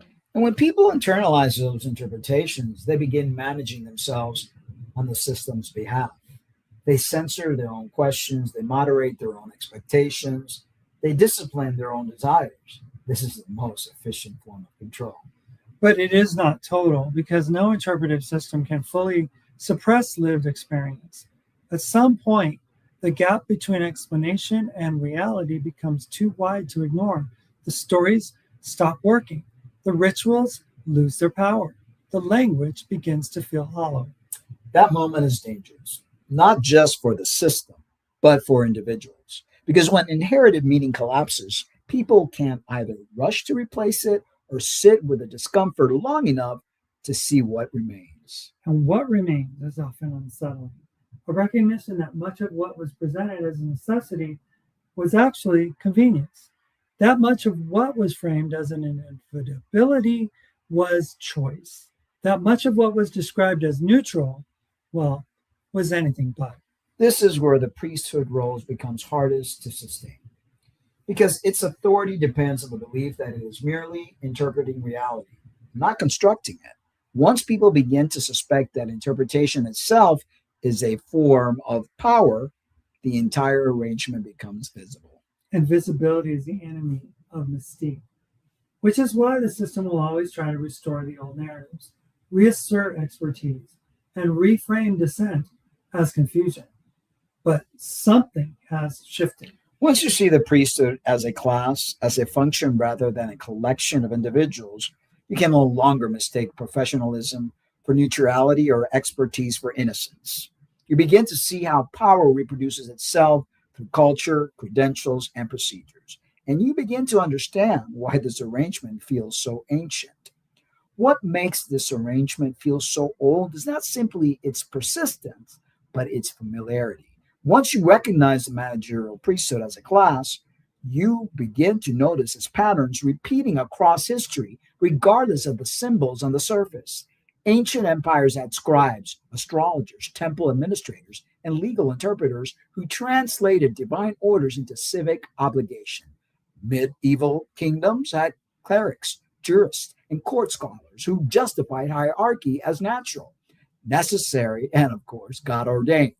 Modern states have policy experts, economists, analysts, and compliance officers who translate structural power into neutral language. Different vocabularies, guess what? Same function. And in every case, the priesthood's authority depended on access to specialized knowledge. Knowledge ordinary people were told they could not understand, could not question, and should not try to interpret for themselves. Of course not. Mystery has always been a tool of power. When the mechanisms of authority are opaque, obedience feels prudent.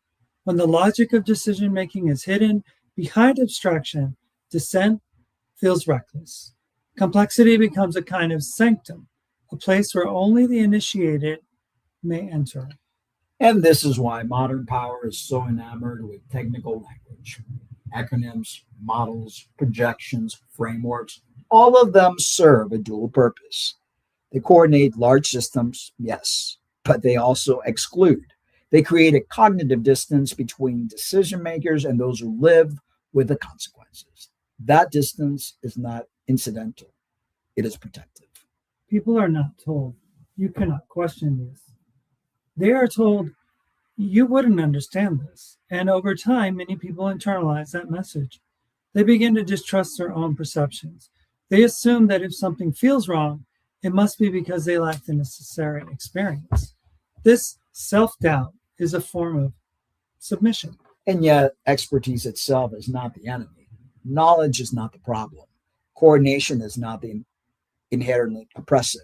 The danger arises when expertise is severed from accountability and coordination becomes an end in itself rather than a means to human flourishing. When systems exist primarily to sustain themselves, those who manage them become custodians or continuity rather than stewards of life. That shift is subtle but devastating. When continuity becomes the highest good, anything that threatens it can be framed as immoral. Dissent becomes destabilizing. Transparency becomes dangerous. Change becomes reckless. In that moral universe, the priesthood is not defending power for its own sake. It is defending order, even when that order is corrosive. This helps explain why the managerial class often reacts with genuine fear when its authority is questioned. It is not simply fear of losing status or income, it is fear of chaos. They have been trained to believe that without their interpretive role, society would unravel. That people are incapable of self-governance, that complexity demands hierarchy.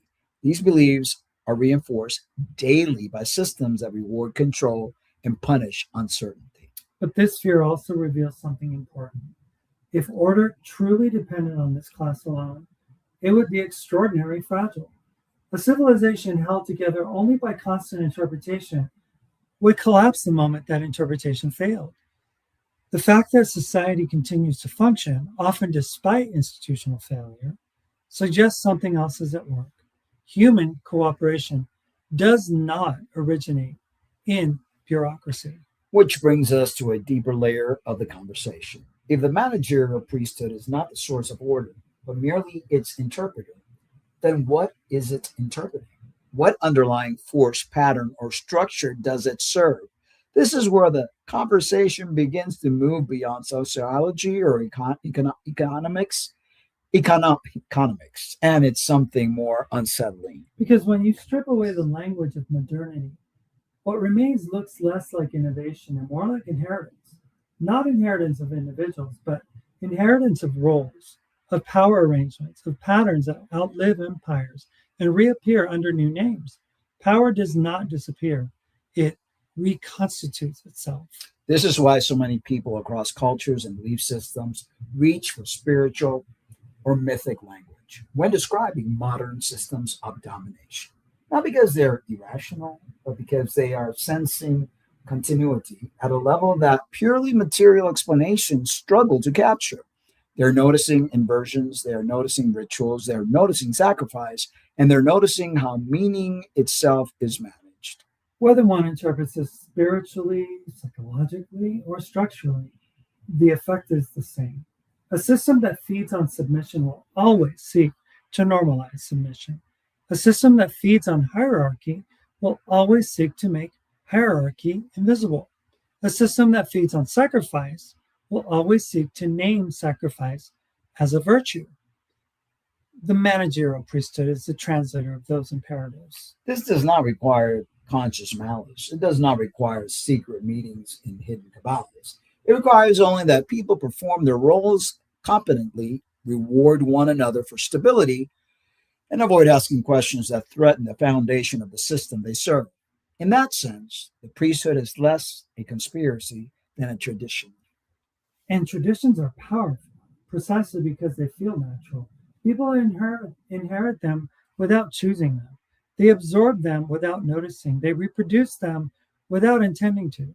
The managerial priesthood is trained, credentialed, and socialized into existence generation after generation. And this is why it feels older than the nation state, older than capitalism, older even than modern bureaucracy.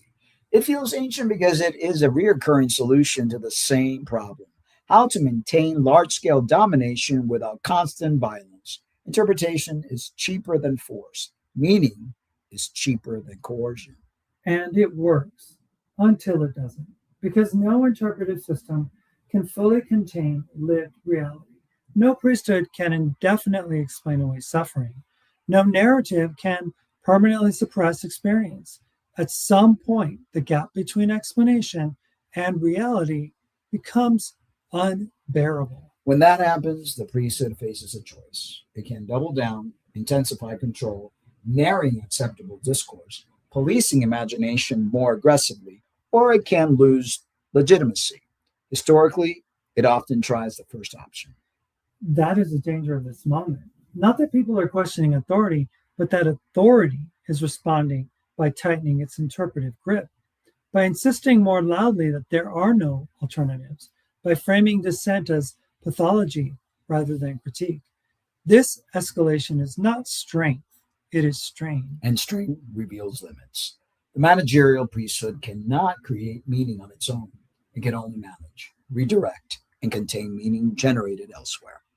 In families, communities, cultures, and shared human experience. When these sources of meaning withdraw alliances, the priesthood authority thins. This is why so much energy is now devoted to managing narratives rather than improving outcomes, to controlling language rather than addressing causes, to policing perception rather than repairing harm.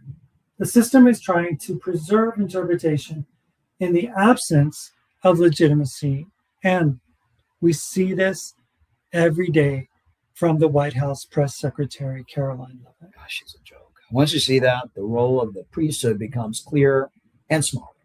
It's powerful, but not omnipotent. Influential, but not creative. Durable, but not eternal. Its authority depends on belief, participation, and the suppression of alternatives. And that realization sets the stage for the next question. If power is not merely economic or political, but symbolic and interpretive, if it operates through meaning itself, then where does that leave those who no longer accept its explanations? What does refusal look like when domination is administered rather than imposed? That is where we go next. And we have a vignette called The Scribe Never Retires. Administration has a longer memory than people do. The records never stop accumulating. Clay becomes parchment. Parchment becomes paper. Paper becomes data. The tools evolve, but the function remains. Someone must preserve the story of why things are the way they are. The scribe never retires. Up to this point, everything we've talked about can still be explained in purely material terms: economics, bureaucracy, incentives, class behavior, institutional continuity. None of that requires metaphysics, mysticism, or appeal to anything beyond human systems reproducing themselves over time. And yet, for many people, that explanation feels incomplete. Not wrong, just insufficient, because there is a quality to modern power that does not behave like a purely rational machine. There is a texture to it, a pattern of inversion, a way meaning itself is bent, hollowed, and repurposed that feels deliberate in a deeper sense. People struggle to name this without sounding unserious, so they often don't even try. But the feeling persists. It shows up when people say things like, this feels evil, or there's something wrong at a deeper level, or this isn't just corruption, it's perversion. Those aren't analytical claims, they're intuitive ones. Attempts to describe a mismatch between what is being justified and what is being done. January 6th, for example. Between the language of care and the reality of harm. For a long time, modern culture has treated these institutions as embarrassing relics, leftovers from a pre-rational age. We were told that once we understood systems well enough, the feeling would go away. It has not.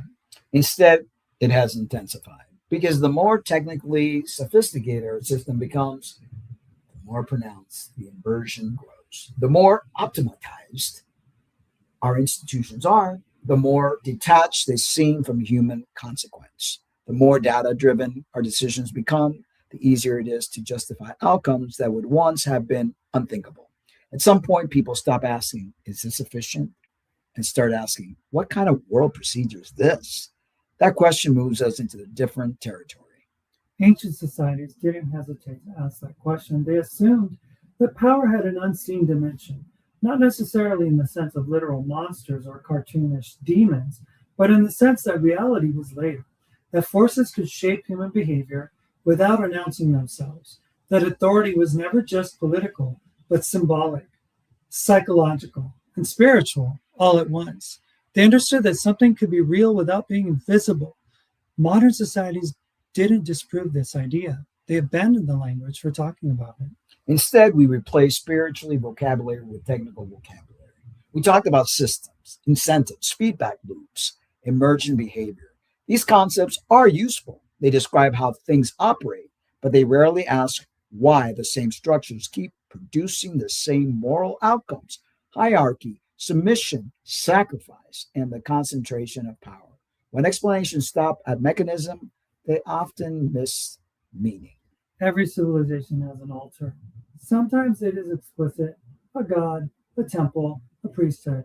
Sometimes it is abstract, a market, a nation, an economy, a security apparatus, but the structure is always recognizable. Something must be offered up so the system can continue. Time, bodies, land, dignity, attention, truth. The only thing that changes is the story told about why the sacrifice is necessary. In ancient empires, the story was cosmic order. The gods demanded balance. The king ruled by divine mandate. The sacrifices ensured stability. In modern system, the story is inevitably that market requires it, security demands it, the economy insists, the data proves it, Different language, same function. This is where the word demonic, quote unquote, begins to appear in people's speech.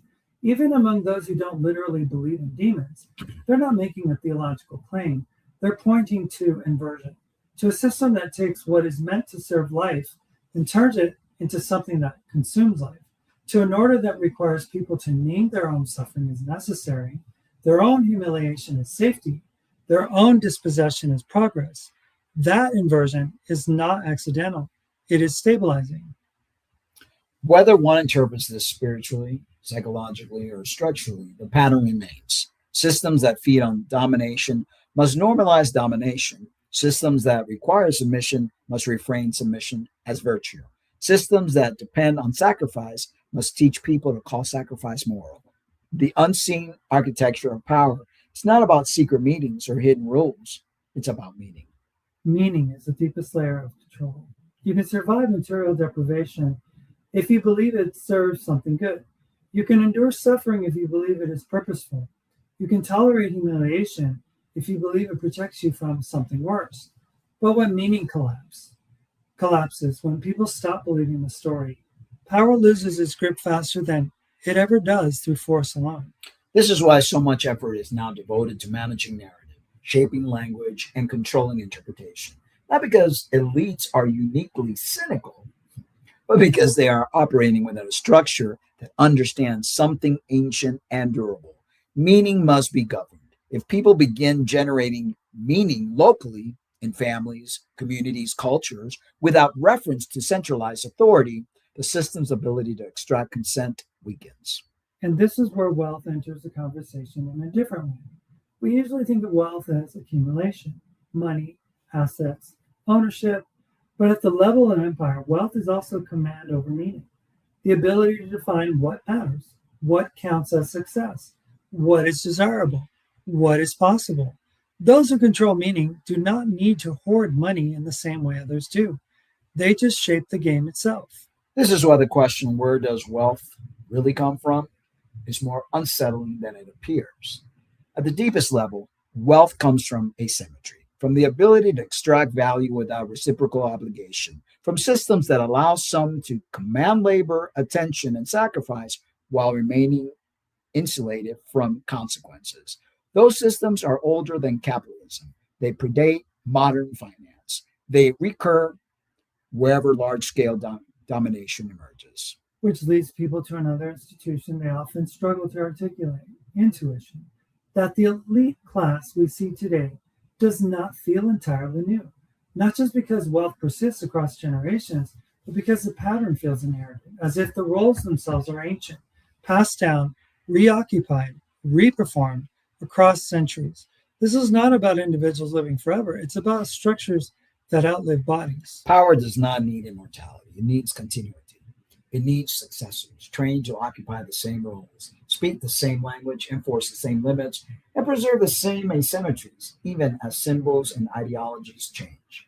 That continuity gives power a strange and almost timeless quality. And when people sense that, when they feel like they're living inside something much older than they were taught, they often reach for mythic language. Not because they are regressing, but because myth is how human beings have always described forces that operate across time, beyond individual intention. Myth is not fantasy. It is pattern recognition. The unseen architectures we're describing does not require belief to function. It only requires participation. You don't have to believe in it for it to shape your life. You only have to live inside the systems it animates. That is what makes it so difficult to confront. And that brings us to the most unsettling question of all. If this architecture feeds on participation, not belief, if it reproduces itself through habit, compliance, and interpretation, then resistance does not look the way people expect. It does not begin with ideology. It begins with refusal. Refusal, in this sense, does not begin with protest or revolution. It begins internally, at levels of interpretation. It begins when people stop automatically accepting the meanings handed down to them by institution and begin to interrogate the assumptions beneath them. This is profoundly destabilizing to systems that depend on passive agreement, because the system cannot easily detect it. There is no spectacle, no rally, no slogan just a quiet misalignment between what is demanded and what is believed.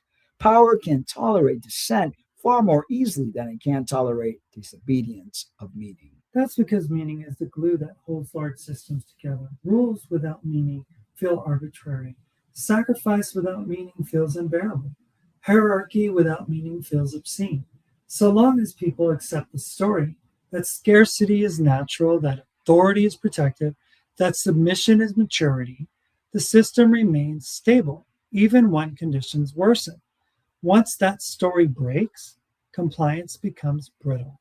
This is why modern power is so invested in narrative management.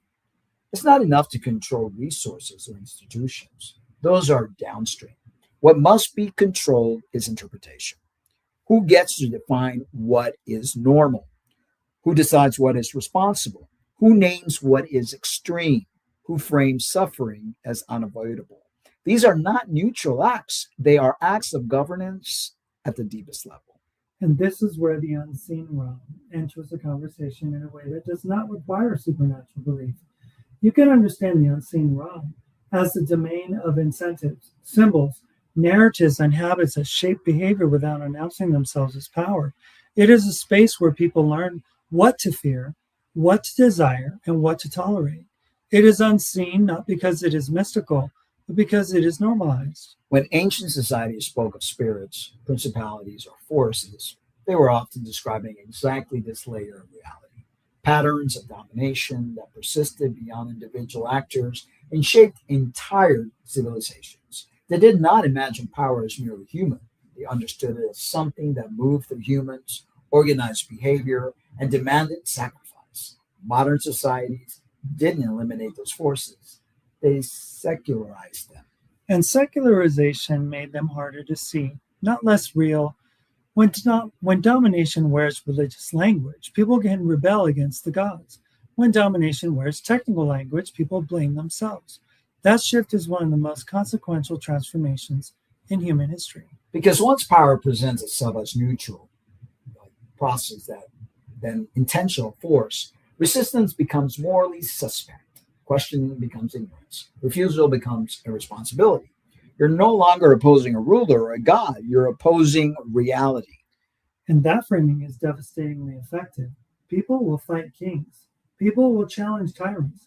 People will even oppose gods. But most people will not oppose inevitability. If something is framed as just how the world works, it becomes psychologically untouchable. This is why economic language is so powerful. Markets, models, and metrics are treated as impersonal forces. Like weather systems, when they produce harm, the harm is framed as unfortunate but unavoidable. No one is responsible, and yet the outcomes consistently benefit the same groups. This is where the intuition that something is feeding on this begins to surface, not in a literal sense, but in a structural one. Systems that require constant extraction of labor, attention, dignity, and life begin to resemble organisms more than tools. They must be fed. They must grow. They must suppress threats. They develop immune responses. You can see this clearly in how systems respond to critique. They don't simply argue. They pathologize. They label. They marginalize. Critics are not wrong. They are misinformed. Dissenters are not concerned. They are extremist. Refusers are not principled. They are dangerous. Language becomes a defense mechanism, and we're seeing that right now. And because this defense operates at the level of meaning, it reaches far beyond formal authority. People police one another. Communities enforce compliance. Families discourage questioning. The system externalizes its enforcement costs by embedding itself into culture itself. This is why people often feel isolated when they begin to see through the narratives. Not because they're alone, but because the language to describe what they're noticing has been systematically eroded. When you lack words, insight feels lonely. And loneliness pushes people back towards the safety of shared illusions. That's another way power protects itself, not through censorship alone, but through semantic starvation, by narrowing the range of acceptable concepts, by making certain thoughts feel incoherent and shameful before they can be explored. If you can't name a thing, you can't challenge it. This is where ancient language becomes useful again. Not because it's literally accurate, accurate, but because it restores symbolic depth.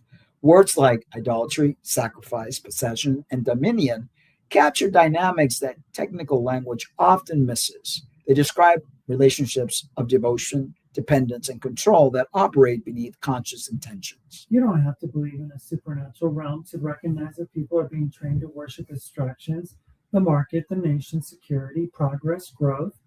These are treated as unquestionable goods. They demand sacrifice. They justify harm. They punish disobedience. That is not metaphorical worship. It is functional worship. And worship, by definition, involves surrendering judgment. Once something is treated as sacred, it is placed beyond critique. Once it's framed as ultimate, all other values must bow to it.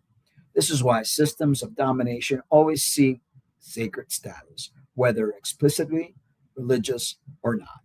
And this brings us back to the question of wealth. At the deepest level, wealth is not accumulation. It is insulation. It is the ability to extract value without being shaped by the consequences of extraction. It is the power to command sacrifice without experiencing it. That kind of wealth is not new. It has existed wherever priesthood, aristocracy, and empires have existed. It is older than money, older than markets, older than states. What changes is the language used to justify it. Today, that language is managerial, economic, and technocratic, but the structure beneath it is ancient. And that realization unsettles people because it suggests that we are living inside is not merely a broken modern system. It is a continuation, a reconfiguration of patterns that have always governed domination and submission, updated for scale, speed, and invisibility. Which raises a final uncomfortable implication. If these patterns are ancient, and if they reproduce themselves regardless of ideology, then simply replacing leaders or systems may not be enough. It's not. Something deeper would have to change, something at the level of meaning, alliances, and participation. And that change would not look like the revolutions we're used to imagining. It would not begin with seizing institutions. It would begin with withdrawing belief from the stories that animate them. Withdrawing beliefs does not mean withdrawing from reality. It does not mean retreating into fantasy, denial, or disengagement. It means refusing to allow imposed meanings to override lived experience. It means no longer accepting explanations that require you to reinterpret harm as necessity. It means questioning stories that ask you to call domination protection and submission maturity. That refusal is quiet, but it's corrosive to systems built on narrative compliance. Because once meaning is no longer centralized, power becomes heavier, has to rely more openly on coercion, enforcement, and surveillance. It can no longer hide behind benevolent language. This is why authoritarianism so often follows periods of disillusionment. When stories stop working, force fills the gap. This does not mean that disillusionment causes authoritarianism. It means that systems accustomed to governing through consent struggle when consent evaporates. The unseen architecture is resilient, but it is not infinitely adaptable. It relies on people continuing to participate in good faith, or at least not withdrawing that faith consciously. When that participation becomes conditional, the system reveals its teeth. That revelation is what so many people are sensing right now. Not just increased repression, but increased insistence, louder narratives, stricter boundaries of acceptable thought, more aggressive policing of language, belief, and of behavior. These are not signs of confidence. They are signs of strain. Strain reveals priorities. When systems feel threatened, they protect what matters most to them. And what matters most is not citizens' well-being, democratic integrity, or moral coherence. No, what matters is continuity, the continuation of extraction, the continuation of hierarchy, the continuation of meaning management. This is why appeals to compassion alone rarely change anything. Compassion is tolerated so long as it does not threaten a structure. Charity is allowed, relief is allowed, symbolic care is allowed, but structural challenge is not. This distinction is ancient. Empires have always preferred mercy to justice because mercy does not redistribute power. Mercy reinforces hierarchy by framing aid as generosity rather than obligation. Justice, by contrast, reorders relationships. The unseen architecture is designed to avoid justice while performing care. I'm so glad we did this deep dive, and I'm just grateful that we're able to get this information out there for people because it's so necessary that people know the truth of what is under their own eyes that they don't even see. Yeah.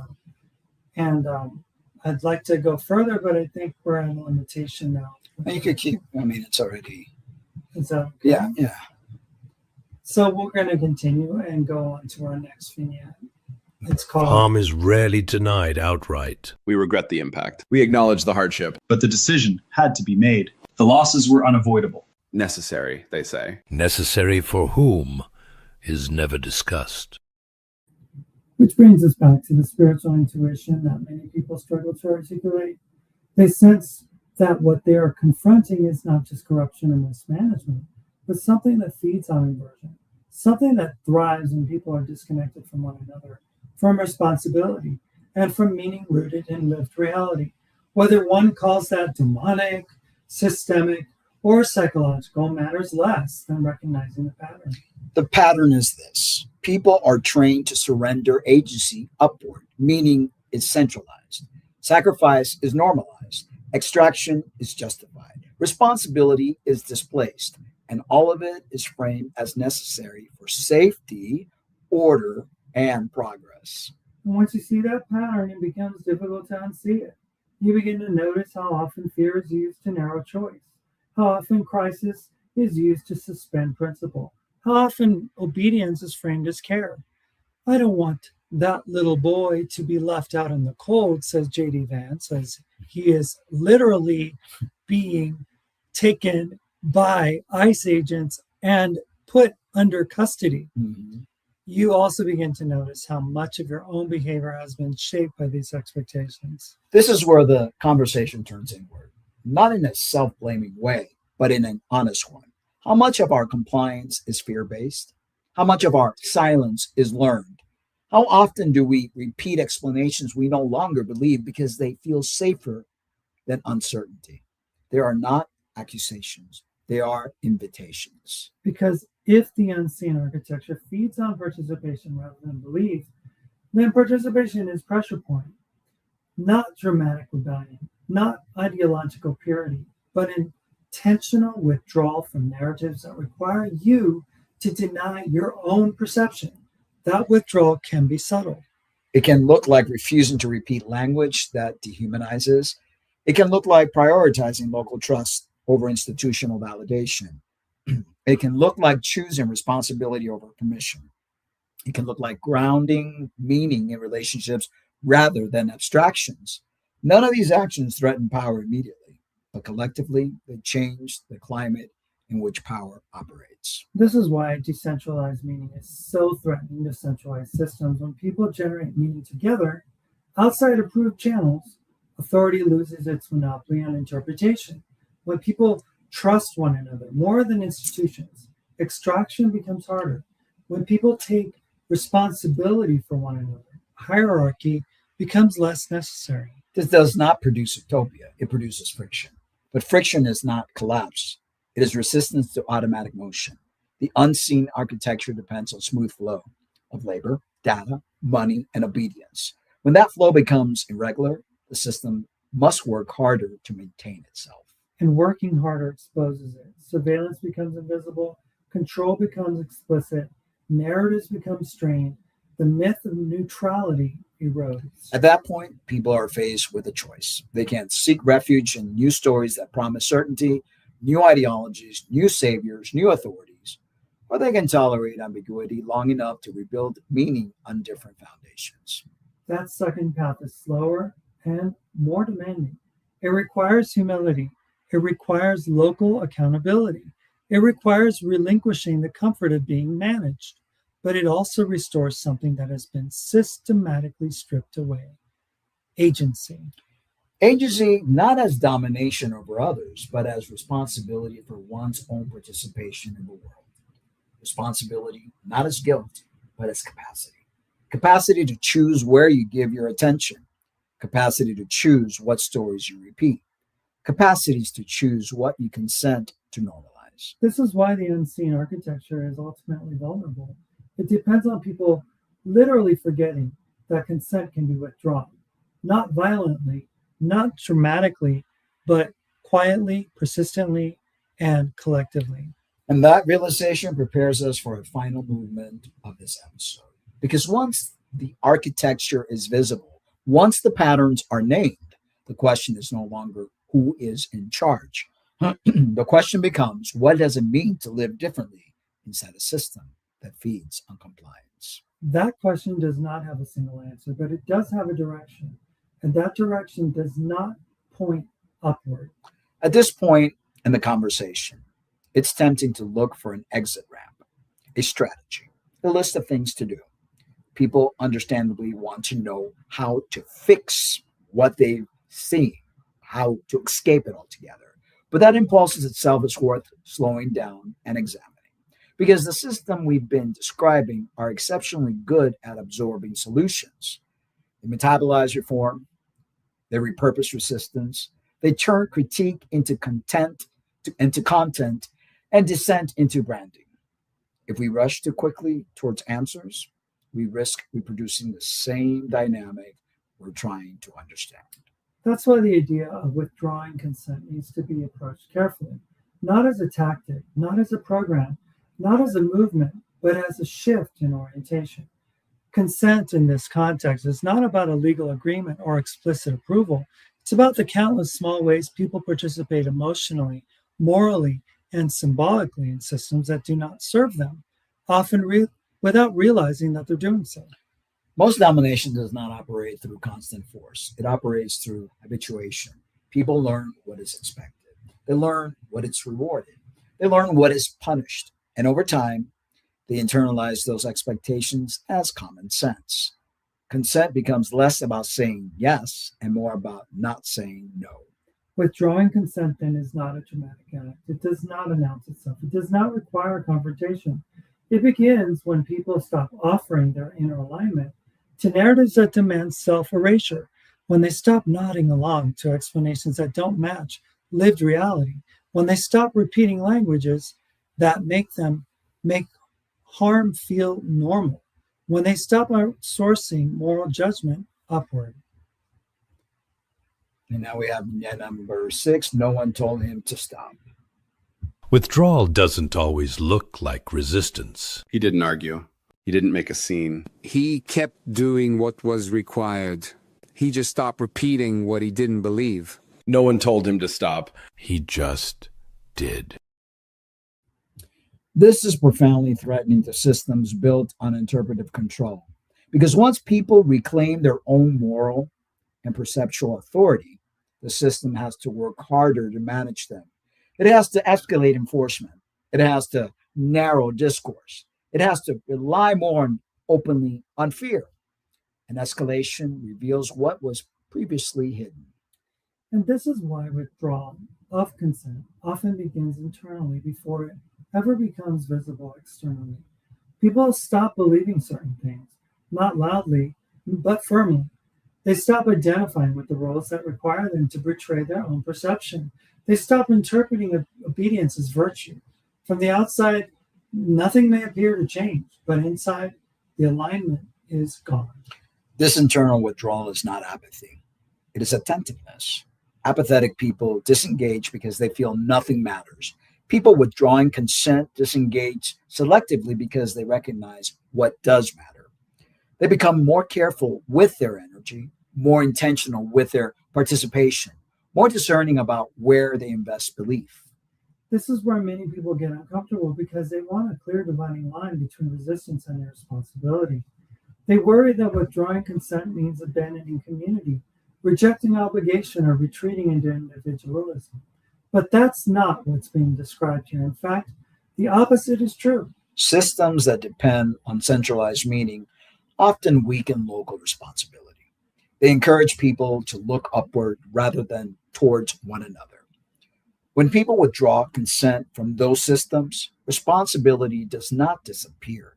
It relocates. It moves downward and outward into relationships, neighborhoods, families, and shared moral commitments that don't require institutional permissions to exist, like what they're doing now in Minneapolis. themselves. People are taking it upon themselves, their own responsibility to help their neighbor, no matter what color they are, because they know they've been their neighbors for so long and people that are important to the community. Yeah, they don't trust the authorities. No. They don't trust the police. They trust each other. Each other. And that's what being That scares is them. about. And that scares the government, the priesthood, the controllers of this world. This is why withdrawing consent often feels less like rebellion and more like remembering that care does not originate in policy, remembering that order does not originate in bureaucracy, remembering that meaning does not originate in authority. These things existed long before the systems now claiming ownership over them. And because they're older, they're harder to extinguish. The system can regulate transaction, it can monitor communication, it can punish disobedience, but it cannot fully control how people make sense of their lives unless people voluntarily surrender that capacity. And that voluntary surrender is the deepest form of submission. It's what allows people to participate in systems that harm them while believing that they are being protected. It's what allows entire populations to normalize conditions that would have been unthinkable to previous generations. Withdrawing consent interrupts that process. Not by destroying institutions overnight, not by overthrowing governments, but by quietly refusing to internalize their moral claims. You can't obey a rule without believing it's righteous. You can comply with a demand without identifying with it. You can survive within a system without granting it your allegiance. Those distinctions matter. They matter because allegiance is what systems ultimately want. Not just compliance, but identification. They want people to say, this is who we are, even when the outcomes contradict their own values. When people stop making that identification, the system loses something essential. It loses legitimacy, and legitimacy cannot be enforced indefinitely by force alone. And this is where the spiritual dimension returns, not as doctrine, but as orientation. Withdrawing consent is not about adopting a new belief system. It's about refusing to let external systems define what is sacred, what is valuable, and what is worthy of sacrifice. It's about reclaiming the right to name those things locally, relationally, and consciously. That reclamation does not produce purity. It produces tension. Because once you stop outsourcing moral authority, you also lose the comfort of blaming institutions for everything. You're forced to confront your own choices, compromises, and participations. That is not an easy trade. But it is an honest one, and honesty is something large systems cannot easily absorb. That tension is something many people have been trained to avoid at all costs. Modern systems promises relief from moral weight. They offer rules, procedures, and authorities that tell you what is acceptable so you don't have to wrestle with uncertainty yourself. Outsourcing judgment feels efficient. It feels safe. It feels adult. But it comes at a cost that is rarely acknowledged. When judgment is outsourced, so is responsibility. And when responsibility is outsourced long enough, people lose confidence in their own capacity to govern themselves. They become dependent, not just materially, but psychologically. They look upward for permission. They wait for guidance. They hesitate to act unless authority has sanctioned it. This dependence is subtle, but it reshapes entire cultures over time. Withdrawing consent interrupts that dependency. It does not mean rejecting all authority or refusing all coordination. It means no longer confusing authority with morality or coordination with virtue. It means recognizing that just because something is required doesn't mean it's right. And just because something is permitted doesn't mean it's good. This distinction used to be common sense. Communities understood that laws could be unjust, that rulers, they could be corrupt, that obedience could be demanded without being deserved. Moral life was not collapsed into compliance. But large-scale systems erode that distinction because it complicates management. A population that can distinguish legality from legitimacy is far harder to control. It asks inconvenient questions. It resists moral outsourcing. It notices when power contradicts its own stated values. So systems work tirelessly to blur that distinction. They teach people that following rules is being good, that questioning outcomes is irresponsible, that loyalty to institutions is synonymous with loyalty to one another. This conflation keeps people aligned even when the alignment hurts them. Withdrawing consent unravels that conflation. It allows people to say quietly but firmly, I will not comply where I must, but I will not confuse compliance with goodness. That sentence alone is revolutionary, not because it sparks revolt, but because it restores internal coherence. Internal coherence is dangerous to systems that thrive on fragmentation. When people are split internally, when their values contradict their actions, they are easier to manage. Shame, guilt, and anxiety keep them pliable. When people act from a place of internal alignment, they become steadier, less reactive, harder to manipulate. This is why so much modern discourse is designed to keep people morally disoriented. Contradictory messages, rapid moral reversals, permanent emergencies. When nothing feels stable, people cling to authority for orientation. But withdrawing consent doesn't mean withdrawing from the world. It often looks like deeper engagement, just not on the system's terms. People invest more in mutual aid than in institutional charity, more in local trust than in abstract credentials, more in shared responsibility than in delegated authority. These shifts are not dramatic, but they are cumulative. They also don't scale neatly. And that's important. Systems of domination prefer solutions that can be standardized, measured, and managed. Local relational forms of meaning resist that. They're messy, contextual, human. That messiness is not a flaw, it's a defense. Because domination depends on predictability. The more predictable people are, the easier they are to manage. When people behave according to scripts, economic, cultural, ideological, power can anticipate them and contain them. When people act from lived relationships rather than abstract rules, control becomes more difficult. This is why withdrawing consent often feels invisible at first. It does not announce itself in headlines. It does not trend on social media. It does not attract institutional attention.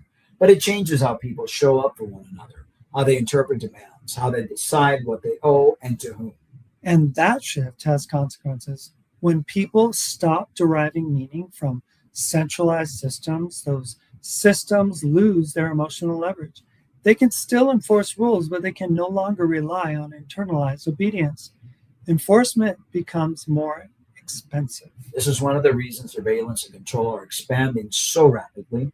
When meaning weakness, monitoring increases. When belief erodes, enforcement intensifies. When legitimacy falters, authority hardens. These are not signs of strength. They are signs of dependency. And dependency on participation that is no longer freely given. Systems built on consent can tolerate dissent. Systems built on compliance cannot tolerate withdrawal. And what is the line that we are approaching? That is the exact line. This is where many people become afraid. They sense that withdrawing consent would invite punishment, exclusion, or precarity. And they're not wrong. Systems do not relinquish control gracefully. But there is a difference between risk and recklessness. Withdrawing consent does not require people to sacrifice themselves needlessly. It does not demand martyrdom. It asks for discernment. Where are you giving energy because you believe? And where are you giving energy because you are afraid? Where are you repeating language you no longer trust? Where are you complying automatically rather than consciously? These are not questions with universal answers.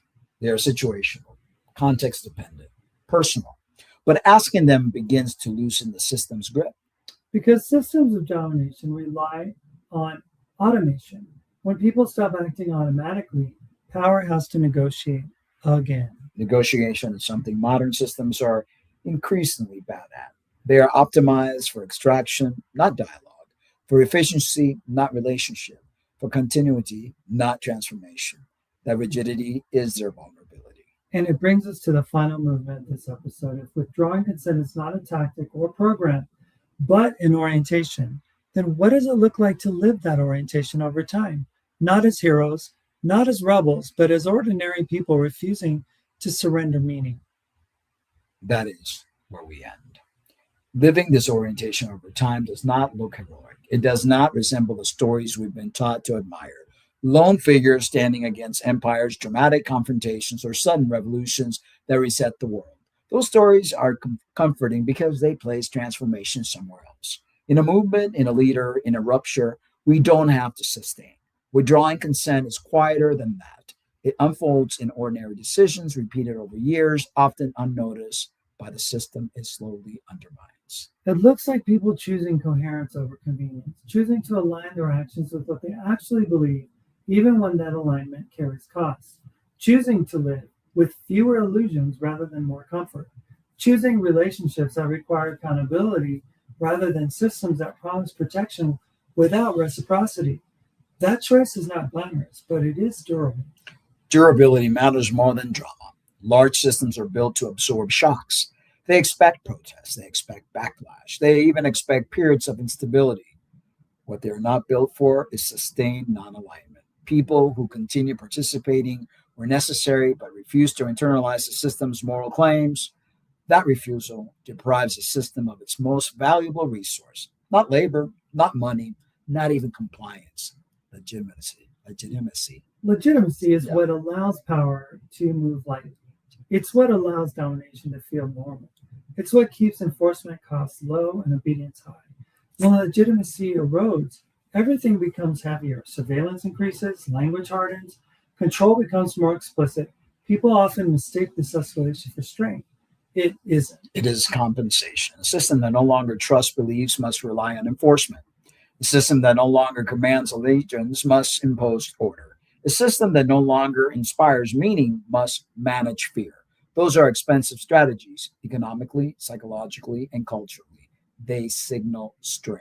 This is why withdrawing consent is not about winning. It's about shifting conditions. It's about changing the emotional and moral climate in which power operates, about making domination more costly and less automatic, about refusing to make submission feel natural. That kind of change is slow, but it accumulates. And it changes people in the process. People who stop outsourcing moral judgment regain confidence in their own perception. People who stop repeating hollow language begins to speak more carefully. People who stop mistaking compliance for goodness becomes harder to manipulate. They don't become perfect, they become grounded. And grounded people are dangerous to systems that depend on abstraction. They notice when explanations don't match reality. They resist being swept into manufactured urgency.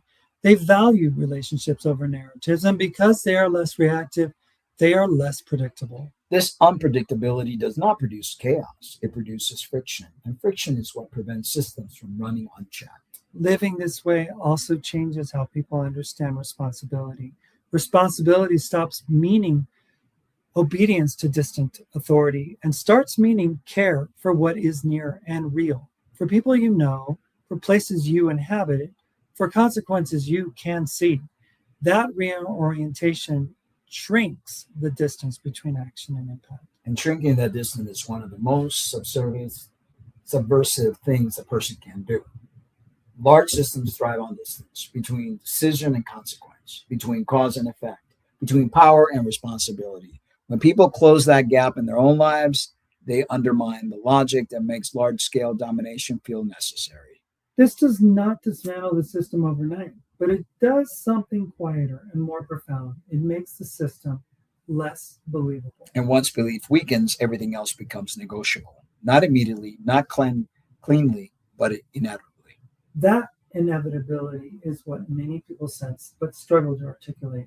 They feel that something is ending, not all at once, but slowly. That stories that once held everything together no longer work. That explanations feel thinner. That authority sounds more frantic than confident. They are not imagining this. They're living through a transition, not necessarily to something better, not automatically to something just, but away from something that can no longer sustain itself on belief alone. Transitions are uncomfortable. They involve uncertainty, loss, orientation, reorientation, the collapse of familiar maps before new ones are drawn, but they also reopen possibilities that were previously foreclosed. This is why the final question of this episode is not what should we do, it is what are we willing to stop pretending? What stories no longer deserve our loyalty? What explanations no longer earn our trust? What forms of participation no longer align with who we want to be?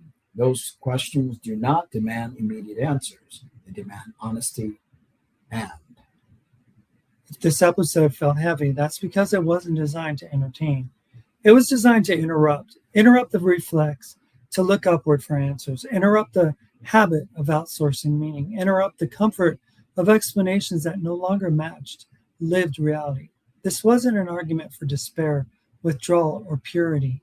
It was an invitation to clarity. And we have vignette number 7. The meeting ends the way meetings always do. Chairs slide back, voices soften. Everyone agrees it was productive. Everyone agrees it made sense. One person leaves without agreeing to that story. Nothing else needs to be said. Clarity does not tell you what to believe. It doesn't offer a program. It doesn't promise safety. What it offers is orientation, a way of understanding the terrain you're already walking through. Whether you've had a language for it or not, once you see the dual economy, the managerial priesthood, and the unseen architecture of meaning that holds it all together, you don't become free, but you do become awake. And wakefulness is not comfortable. It means noticing where you've been managing yourself on behalf of systems that don't know you. It means feeling grief for things that were taken without your consent.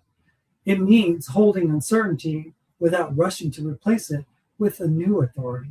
But it also means rediscovering something quieter and sturdier, your capacity to choose where you give allegiance. That choice will look different for everyone. For some, it will mean changing how they speak. For others, how they work. For others, how they participate or don't. There is no checklist. There is only attentiveness. Attentiveness to what feels inverted. Attentiveness to what requires sacrifice without reciprocity. Attentiveness to what asks you to call harm necessary and submission virtuous. Those moments are signals. The system we've described as vast, old, and adaptive, but they are not omnipotent. They rely on people continuing to believe that they are inevitable. And inevitability dissolves the moment people realize they can withdraw consent. Not all at once, not recklessly, but deliberately. One story at a time, one habit at a time, one act of honesty at a time. That's not a revolution. It's a reorientation. And reorientation is where every real change begins. That was a long one, but had a lot of great information and tools to help you through these times, to be able to check out while still being in the system, to be able to notice the cage that you've been living in. Yeah, because I mean, the cage is real. Yeah. The control systems have been in place for thousands of years now, and there's something that we can do. Yeah. We have an escape. We have a way out. We don't have to comply. We don't have to agree with what's happening. We don't have to say, this is how it's always been. Yeah. We can say, this is what we've been taught, but what we've been taught isn't true. And you have more power than you know, because our minds are very powerful. And with the way you think could create changes. And we could cut that umbilical cord and stop relying on the system so much and start relying on each other. Because that's the important thing, is to realize that we are a human family, and that together there's more of us than there are of any of them, any of these inorganic systems that have been put into some egregorious type existence. And they are on like overdrive. I mean, everything that we're seeing happening right before our very eyes, from the lies in the White House and the lies of all the politicians and administrators, even watching the court hearings, how unfair and unjust. I mean, they everything was overruled without giving a reason. But it's like they're just doing it in plain sight now. You know? They do not have any restraints at all. I mean, whatsoever. They're being, well, I mean, the Justice Department has been weaponized against the people. Yep. And, you know, that's not how the Justice Department was ever meant to operate. It was meant to be a tool of the people, not a tool of the president. Let us not forget that we pay their salaries with our taxes. They work for us. The government is never meant, the people's never meant to fear the government. The government is always meant to fear the people. And we can't forget that. We are 300 million strong. Yeah. They are but a fraction. All right, guys. So thank you so much for tuning in. Those that watch it live, thank you. And those that will be watching it later, thank you too for listening and wanting to be part of the awakening, wanting to be part of the solution. We love you guys. And as usual, ending the show with a song. And this one is called Stranger. We love you guys. But remember to always love yourselves too. Good night and be well. Look at the sky, can you see all the colors? Look in my eyes, can you see through my soul? Today is just another day, tomorrow is a day away, and yesterday is but a memory to crave. Stranger to this land, pilgrims with dreams to conquer.